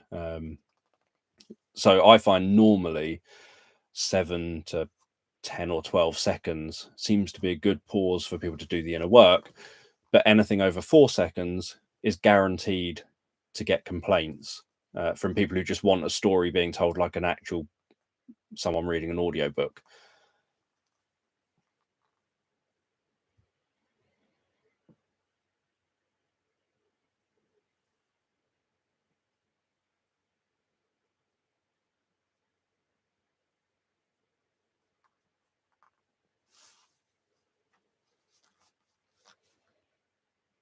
That's something else that's changed as well. So you mentioned you like shorter stories. Most of my stories, obviously going back to say up to say 2018, were short stories, were maybe 15 to 25 minutes long. It was quite rare for me to do a longer story than that, partly because you've got to obviously come up with all this content. You got to come up with the story, and how I used to create the stories was the same as I do in therapy. And so that means just naturally in therapy, people have not just in therapy but in everyday life, you have an old your basic rest and activity cycle, which is one of your ultradian rhythms, and the dip part of that cycle is around 20 minutes long. And so 20 minutes long is approximately what a period of meditation is. 20 minutes long is approximately what a period of self-hypnosis is. 20 minutes long is approximately what a period of having a nap is, where you haven't slept long enough to be drowsy and tired, but you are refreshed because you've had that 20 minutes. And so just because it's a natural rhythm and just the natural way things are, my stories on YouTube largely were around 15 to 25 minutes long, because it fit with people's natural biological sort of cycle that we go through every 90 to 120 minutes. And so it works really well. But obviously there were some people that were like, I use this for sleep specifically. So I used to make them so that you could use them anytime. If you want them for an afternoon nap, they were therapeutic stories. So if you want to use it daytime, not to fall asleep to, you could. But there'd be people that are like, I need something longer, something like 40 minutes, 50 minutes, an hour long, because or else I'm worried I'll wake up. So the common comment, and it's still a very common comment, is I'm asleep in 5 minutes, but I won't put a video on if it's less than 45 minutes for fear that I won't be asleep by the time it ends, and I have to then get up and change the story. But they'll say at the start, I'm asleep in 5 minutes.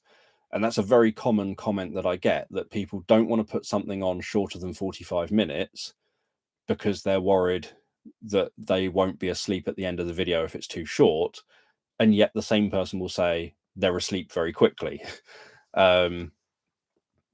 And so it just happened that from like, once people started listening to my stuff specifically for sleep, that people started wanting longer stories. And so I started doing a few more longer stories. And the longer stories, unfortunately, just started getting significantly more views than shorter stories. So I'd post a short story and maybe get 600 or 700 views on my other channel with, 100,000 subscribers. I'd get a few hundred views on the short story. And it's the same on this channel. If I post a short story like The Caterpillar's Dream, I think, is a really nice story. It's a short story. I think it's a really effective story, but it's got almost no views because it's about 15 or 20 minutes long. I think it's 15 minutes long or something. So it's got almost no views because of its length, not because of the content. And yet I can post a story that I don't think is that good, that's an hour long, and purely because it's 60 minutes long, it will get a lot of views, which is a very weird thing to happen, but it's just the way people are. So I'm then, obviously, as someone who has to make a living out of this, I'm then thinking, well, I'm going to have to do more 45-minute plus stories, not 15-minute stories, because I need people to watch the videos so that I can make a living, so that I can keep making videos for people to watch. So yeah.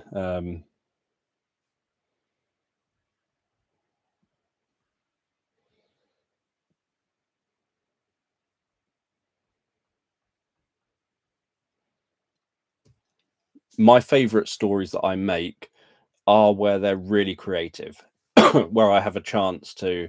So the ones that I now would post on this channel, not my other channel, the magical stories I don't particularly like making. I like sound effect stories for my own personal use. I like stories with sound effects, but I actually prefer the sound effect stories like I've made in the past, where I put a lot of effort into, right, there's a dragon now. So what does the dragon sound like when they're breathing? And then I find a sound effect. So in one of my stories, I used the sound of a horse going, and I used that sound of a horse breathing, and then just slowed it down, deepened the tone, so it was stretched out a bit, and then it kind of sounds like a dragon breathing out, or what I imagine a dragon sounding like. So I would find sound effects and I would build in, like, here's the sound of the dragon breathing, here's the sound of a dragon flapping its wings and flying in the air, here's the sound of walking on grass, here's the sound of doing this and that. And I would piece it together so that everything has sound effects throughout the whole story. And I personally find, because I don't visualize or anything, find that significantly better for me and helps me to get a sense of what's going on, because it's got all the sounds in it. It takes a hugely long time to make those stories doing that, given I do it all on my own. But that's what I prefer. The magical stories, I intentionally create them thinking, okay, I want to create minimal numbers of settings that have sound effects. So like the Christmas cabin story, it was like, right, I don't want lots of sound effects. So if it's set climbing up a mountain through some forest up this mountain, you've got snow crunching under your feet, you've got the sound of the wind, you've got perhaps a cabin door opening and closing if I want the door opening and closing. You've got the wind still being there, but dying down a bit when you're in the cabin. You can just hear it through the window. And you've then got the sound of a fire being lit, the crackling fire while the fire's alight, and then the crackling fire dying down, and then just the background sound of the wind out through the window out of the cabin. And so it's like, right, that's minimal numbers of sounds. That's not too much to find the sound effects for. Now I have to just create a story that fits those minimal sound effects, rather than there's going to be a dragon landing here. I've got to find a sound effect for the dragon landing, and for it breathing, for the sound of its wings as it lands and takes off, and that would suddenly start having lots of sound effects. So the magical stories are so much more simpler and not that creative. they have some fun bits in, so I do try and do some bits in where I can, but they're not anything like, for example, the maraca playing gerbil, going on a road trip with someone, or an entire story that teaches how fairies get their wings, or whatever other they're so much more creative and more fun for me to do, because they're genuinely just taking random words and seeing how I can piece those random words together into something that hopefully is a bit surreal, a bit dreamlike, because I like to give it a dreamlike quality, ideally, as if it could be a dream, something that makes sense while you're going through it. But on reflection, it's like, yeah, that's a bit weird. Why is there an elephant with piddly wings flying along? Why is there a fish flying in an aeroplane?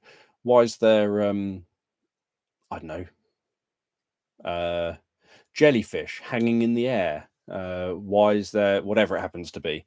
I think that's so much more interesting to do and creative to do, sort of for me, than just let's climb a mountain, let's walk along a seafront.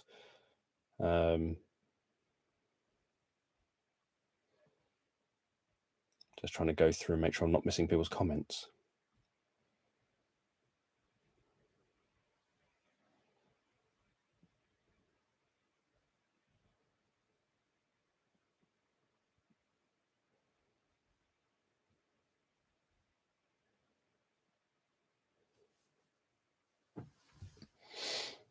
Yeah, I noticed. So, Fox, in relation to your surface level stories versus therapeutic stories, etc., that comment, that's as far as I've got down.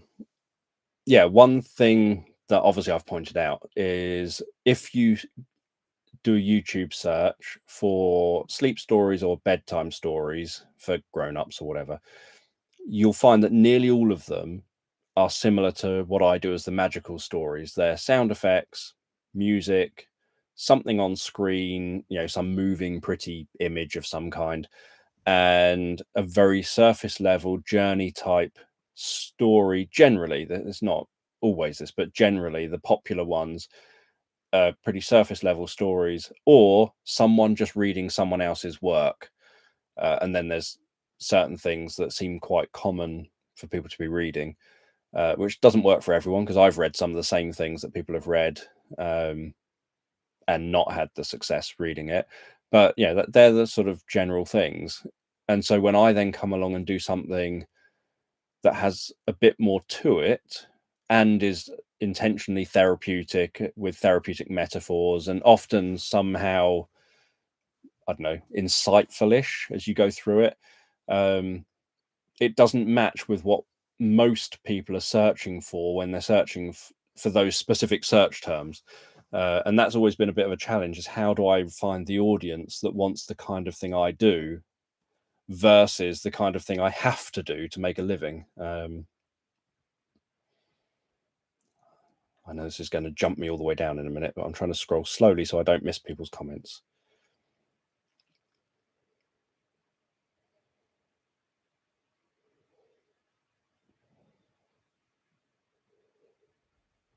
I'm sure no one thinks you're stupid. Well, I hope no one thinks you're stupid. I assume that you've not heard the end of that yet, is the caterpillar story.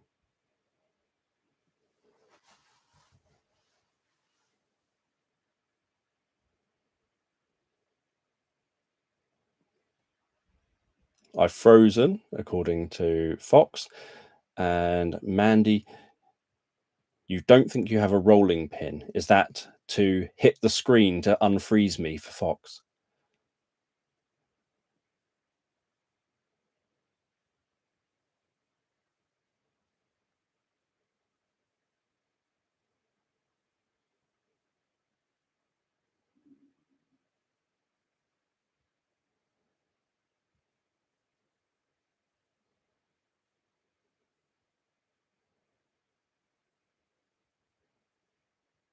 Google says to use a wine bottle. Yeah, if you drink enough wine, you won't mind.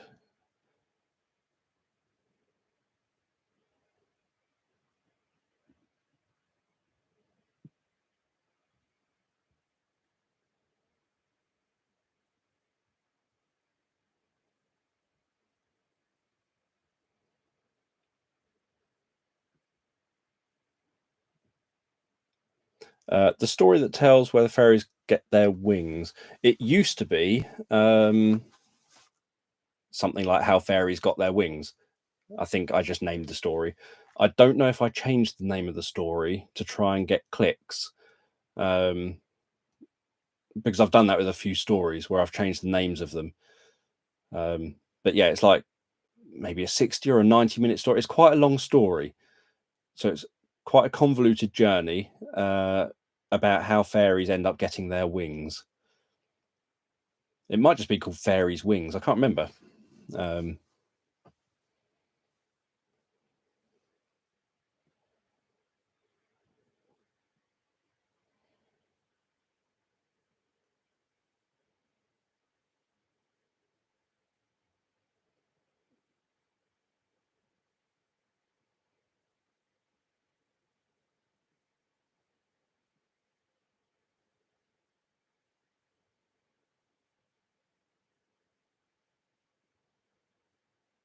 Dan has an echo, echo, echo, echo. Hello, hello, hello, hello. Can you hear me? Can you hear me? Can you hear me? Can you hear me? No, no, no, no. Okay, okay, okay, okay.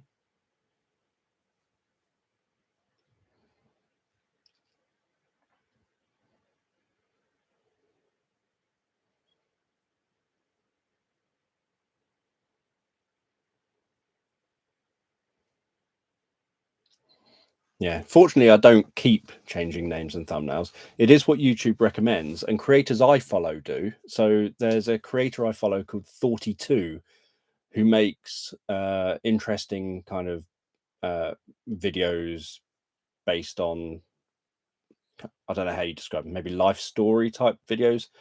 Like it would be, how did this man survive the Nazis 4 times in a row, or some weird thing like that, and then it would be a story about something where that crops up at some point during the story. But the 42 channel, he will release a video. It will release normally like in the evening or something, and I'll be thinking, oh, do I watch it? It's like 20 minutes long, 25 minutes long. No, I'll decide tomorrow. The next day I won't see the video, and I think, oh, where's the video gone? And then I'll discover that he's changed the thumbnail and the title because it hadn't obviously taken off as much as he'd like in the few hours that it had launched. And that's what YouTube recommends. YouTube recommends that you launch a video, you watch for the first hour, seeing how well it does in that first hour, and at the end of the first hour it gives you a rating. So you have a rating against your most recent 10 videos, and it will say how your video's done. And so if it's, say, below 5, it has done below average.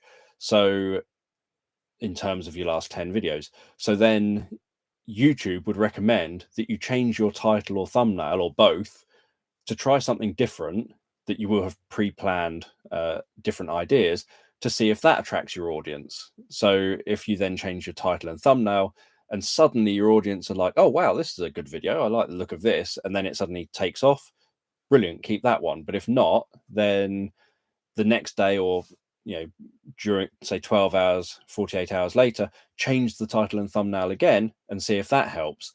And so you end up constantly changing titles and thumbnails. And to me, I just think that must really irritate people, because you find something, you either like it or dislike it or whatever, but you make that decision based on, oh, I watched that one, it was called whatever, I've watched that. And then suddenly you think the creator's created the new video, but it isn't a new video, it's the same video you've already seen, it's just a different name. And maybe you hated it, but now all of a sudden it's a different name, you watch it again, you still hate it, it's just you've now clicked on it a second time because you thought it was something new that suddenly sounded interesting. And half the time when I click on his videos, days later, when I finally get around to doing it, it's nothing to do with the fact it's changed names 3 times and thumbnails 3 times. It's because I finally have time to get round to watching it. I knew it was there the first day. I saw it arrive. I know he's posted it. I just didn't have time to watch it.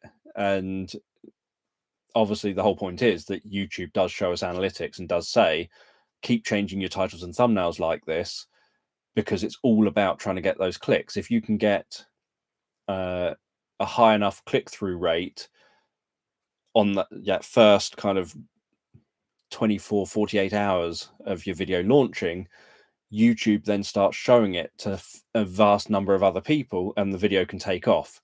And so that's why you kind of are almost forced by YouTube into having no choice but to do that, because you need, and it can be, I saw a creator recently talking about how it was leading them to get very, very depressed, that their channel was doing incredibly well. Now it's not doing well, and they're getting very depressed because they look and they see that no one's clicking on their videos, and yet people were clicking on their videos, and now no one's really clicking on them.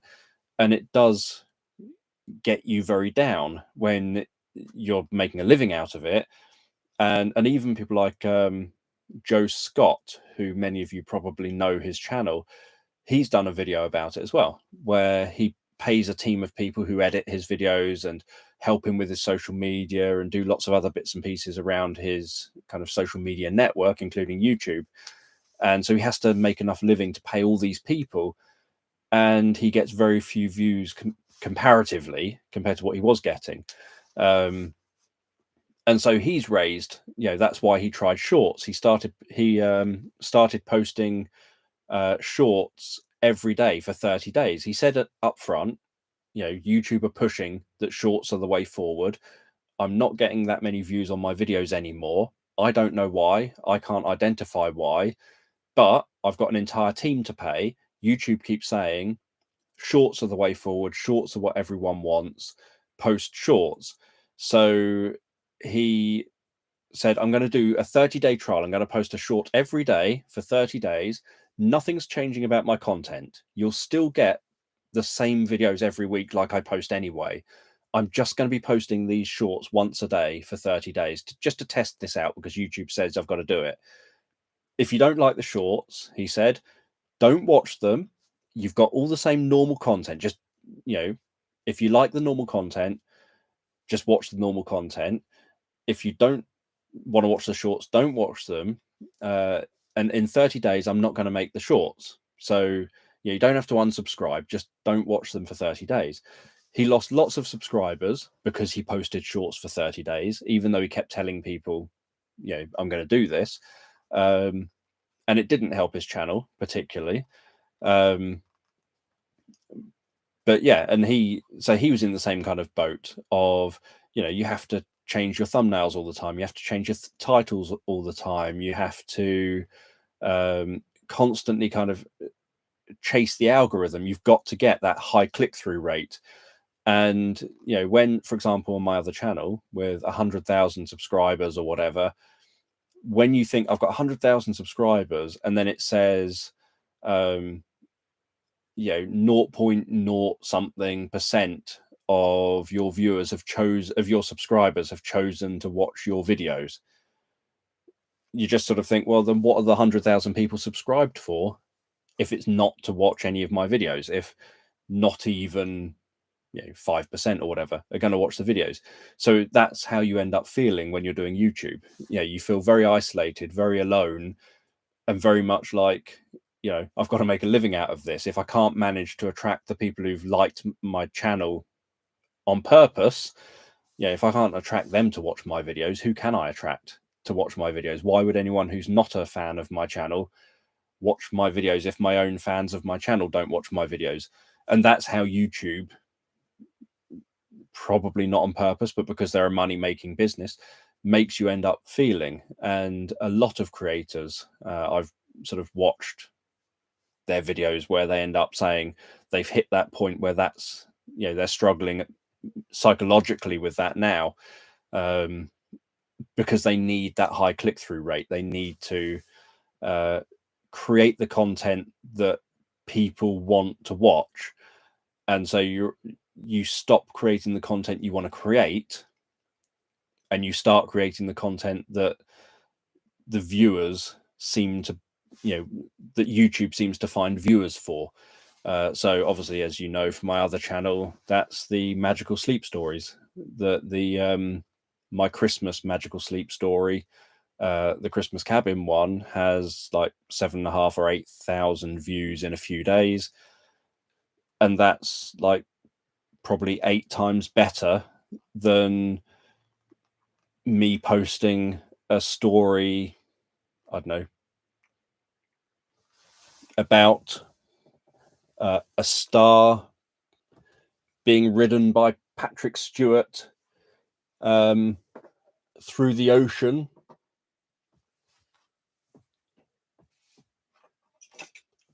in search of long lost Snoopy, or some random thing like that. That would get no views because YouTube just wouldn't show it to people, or at least the people who YouTube shows it to wouldn't end up buying into it and wouldn't end up watching it. But if I make something like, here's a sound effects story where you climb a mountain, settle down in a cabin and fall asleep, that would then get 8,000 views in a couple of days.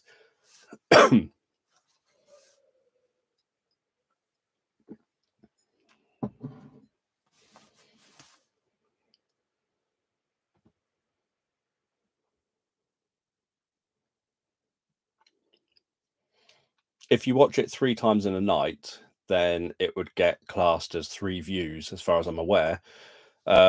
It would also mean that YouTube are more likely to think, oh, people like that video because they keep watching it over and over again.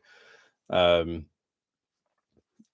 YouTube largely pays attention to when people are shown a video, do they click on it to watch it in the first place? And when they click on it to watch it, so it doesn't matter specific. So it's better for you to click on it and watch it when you actually are going to watch it than, oh, I'll click on it just to give him a view, so to speak, and you don't actually watch it. You just click on it to give a view, for example, and then within like 30 seconds you click off it again. YouTube sees that as whatever, there's something about it that people don't like because they've clicked on it but not watched it. They've clicked on it and then clicked off it again. But then I do that because of the way YouTube works and the fact that I watch YouTube on my TV. I don't ever watch it on any other device.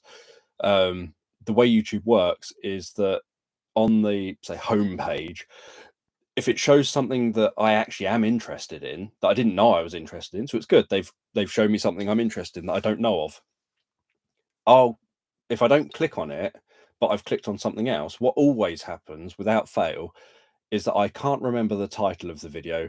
I can't remember anything about the video or why I wanted to watch it. All I remember is there was something else in my view on the screen that I wanted to watch. And I'll watch something else, and then when I come back to that home screen, it'll auto refresh, and whatever it was I wanted to watch is no longer on the screen. And I don't know what it was. I can't remember. So I do the thing which is negative to the creator of, I think I'm going to want to watch that. So I'll click on it so that it will then show in my library of previously watched videos. I'll click on it just to make sure it's in my library of previously watched videos, click off it because I don't want to watch it yet, and then watch what I wanted to watch, knowing that when YouTube resets my screen to a whole bunch of new rubbish, I can just go to the library, scroll down, and then watch the thing that I want to watch. Yeah, the trouble with doing it on your TV is you can't add it to your watch later. You've got to click on it to open it to add it to your watch later. I don't know. I don't use YouTube on my mobile phone or anything, so I don't know if you can do it on other devices. But I know on the TV, all I can do, the only options you've got are click on it to watch it or don't click on it. They're the only two options. So yes, I have to click on it just to make it so I can watch it later. But YouTube doesn't like that because it treats it as you were enticed by the thumbnail and maybe the title, but actually it was negative experience for you because you never stayed watching the video. What YouTube wants to see is that when you choose to click on something, you hang around on YouTube. So if you watch something 3 times in a row, YouTube takes that as, well, they really like that. They clicked on it and they kept watching it.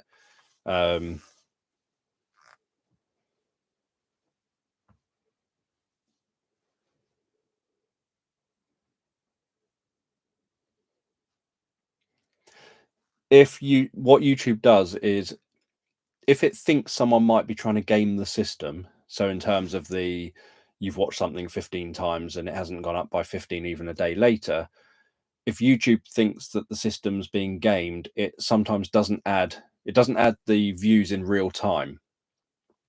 So for example, even on my videos, Abby might say, "Oh, your latest video is nearly at 2,000 views. That's incredible." And yet I know internally, from looking at the creator dashboard, that it will say that it's at like 3,500 views. And so YouTube doesn't necessarily add views straight away. It works out, are these views legitimate? Is this person just watching it to bump up the number of views for the creator? Have they just got it on repeat, for example, just to bump up the views? Or are they legitimately watching the video? Does this match their normal viewing habits of these videos? So YouTube probably gets it wrong sometimes, but tries to work it out in the background, what the person's doing and whether they're legitimately watching the video or just trying to bump up. Because I could say to everyone, look, I really want this next video I post to be like, to go viral. So if 20,000 of you exactly on 11 o'clock UK time watch this video and put it on repeat for the whole night, then it will make it take off, because it will have, it's like 30-minute video. So it will have, if you put it on for like 4 hours, it's going to have pass 100,000 views before the morning. And obviously I could be doing that and trying to game the system, and I could have asked those 20,000 people to do it. Obviously it's unrealistic, because 20,000 people would never listen to me to do that. But if they would, I could be gaming the system, hit 100,000 views on that video by the morning. YouTube would treat it, if it took them as legitimate, would treat it as, oh wow, that video of his has hit 100,000 by the morning. That's obviously a really popular video. Let's bump that up in front of lots of other people who are similar to those 20,000 people, and then see if they watch the video as well. But YouTube would probably be suspicious and think, what was it about that video that made all those people do that? Why did they behave out of character? Because they don't normally do that with his videos. So if you're someone who normally does do something like that with the videos, then YouTube would probably take that as in character. But if you are someone who doesn't do that with the videos, and then suddenly you do, YouTube would probably see it as, well, that's very strange of them.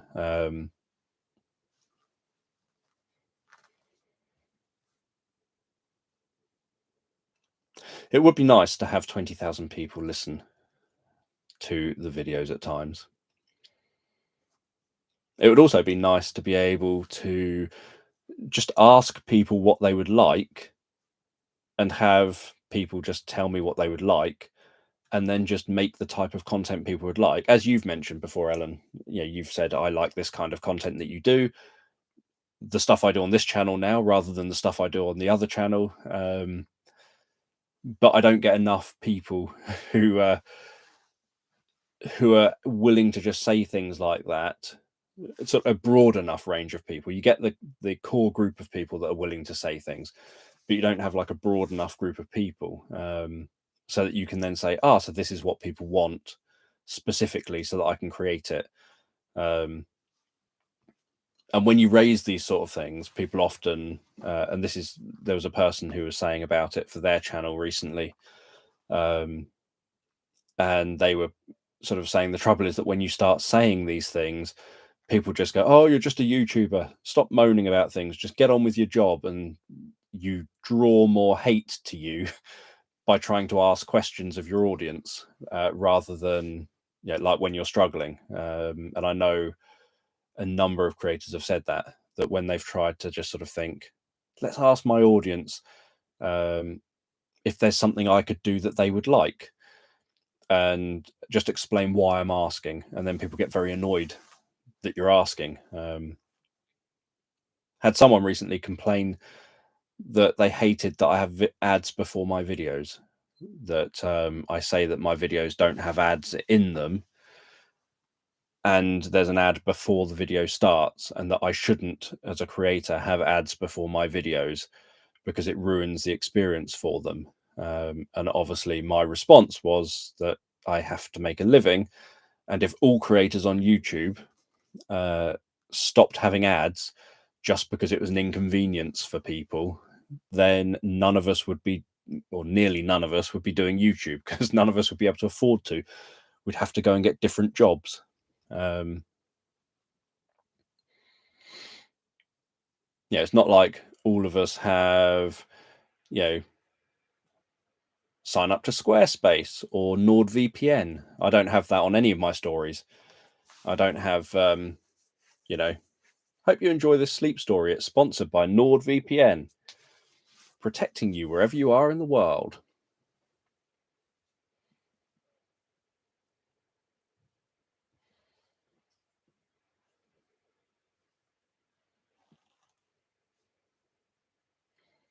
Yep, Google next year is blocking ad blockers so that they don't work on any Google-based platform, including YouTube, because ad blockers obviously mean that people are accessing content without paying for the content they're accessing, in terms of, they're not seeing the ads.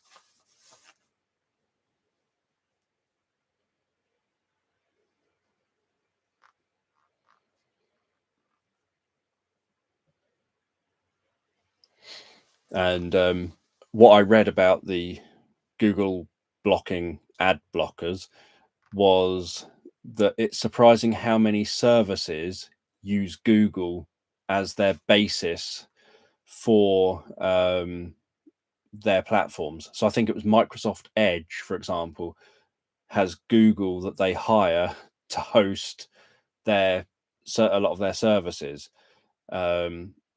So that means that it could stop ad blockers working. So on Microsoft as well, Microsoft stuff as well, even though you're then not on Google itself, because they hire Google, they use Google stuff to do their stuff.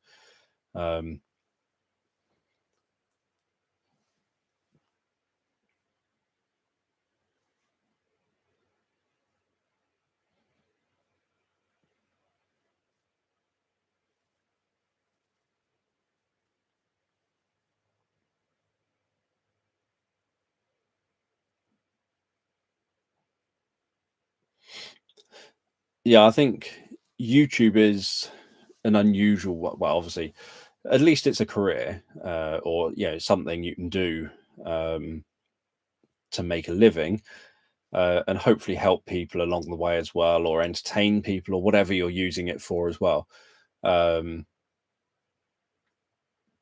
you're always kind of chasing, how can you get off of YouTube as well?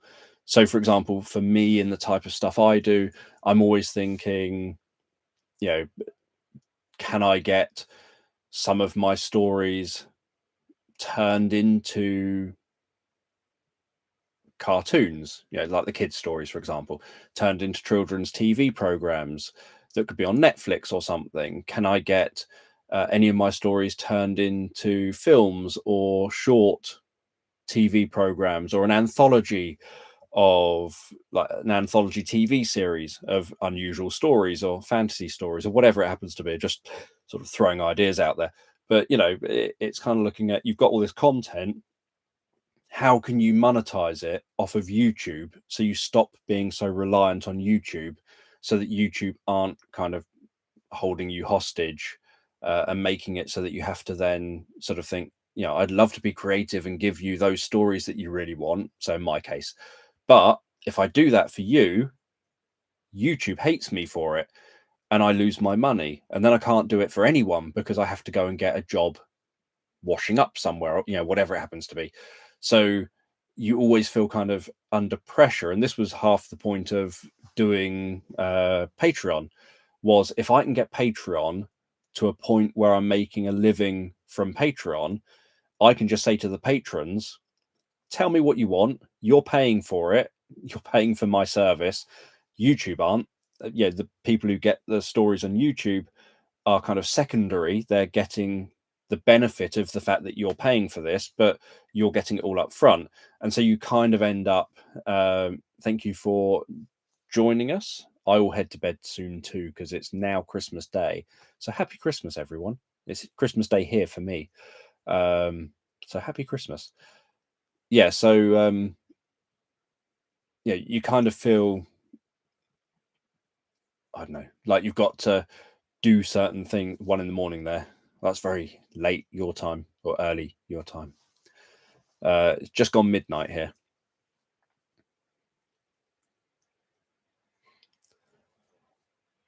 But yeah, so yeah, it's trying to think, how can you make it so that you're not solely reliant on YouTube for income? And obviously it makes it a bit more difficult when you're not doing sponsored videos where you've got, you know, Raid Shadow Legends or whatever it's called sponsoring you, and all these other bits and pieces, and where you're not filling your videos with adverts. So, you know, if I had 2 or 3 adverts in my videos, I'd make 2 or 3 times the income, assuming people would watch the video. It would really annoy people. So, you know, if you're not doing all these things, but even then you're reliant on YouTube. So you kind of want people to listen to stuff on Spotify, and you want people to subscribe on Patreon, so that you can hopefully generate enough revenue to then be able to say, I'll give you what you want because you're paying for it. And, you know, they get kind of some of that stuff later down the line, kind of thing. But also the fun things, like, can some of it be turned into, like, I've got over 300 stories across my YouTube channels and on Patreon, sort of all combined. And so you sort of think there's got to be something there that maybe someone could turn into a TV series, or turn into an anthology bunch of episodes. Like, if anyone remembers the Storyteller that used to be the puppetry, Jim Henson puppetry TV series, you know, something like that I think would be fun for some of the stories. Then there's the children's stories, and how they could be turned into cartoons and characters used on something like Netflix or whatever. So it's always trying to look at how things can be expanded beyond YouTube. And I know a lot of creators, especially a lot of vloggers who've become very famous, who've gone on to probably won't be here when you get back. So thank you for the Merry Christmas. Merry Christmas back. Hope you enjoyed the walk. Cool, that sounds nice. But yeah, so I know a lot of vloggers who've ended up knowing that they've become too popular to be able to remain, you know, vloggers, seeming like the, you know, the person next door, because they now live in a big house and they now have millions of pounds in their bank account and stuff like that. So they people stop watching them. So they've had to then look at how they can move off of YouTube to sort of make a living, so they don't rely solely on the living from YouTube. So, you know, we're all, I think, trying to do that, but it's always good at least to have a core bunch of people who like it when you do post stuff, and who kind of engage in comments and things.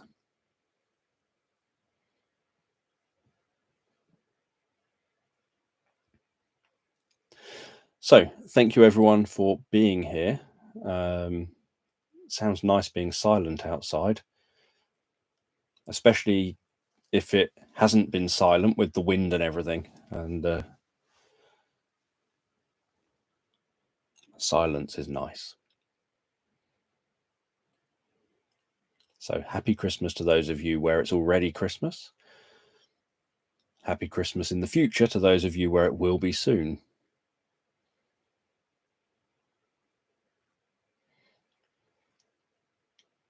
And yeah, I'll see how the Mind Changers video has done. Obviously, some of you who would have watched it have been here instead. And then I'm trying to see on my little list, the AI story is posting on this channel next Friday. So those of you who haven't heard the AI story, you'll get to hear that here on Friday. And then there's another compilation, I think, probably coming a week later.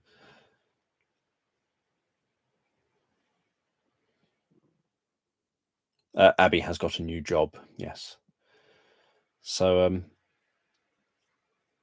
yeah, I will see you all next time I see you, maybe next year, I don't know. Thank you all again for joining me here and putting up with me for like 4 hours or whatever it's been, and enjoy Christmas and the new year and survive whatever crazy weather you might have in the meantime.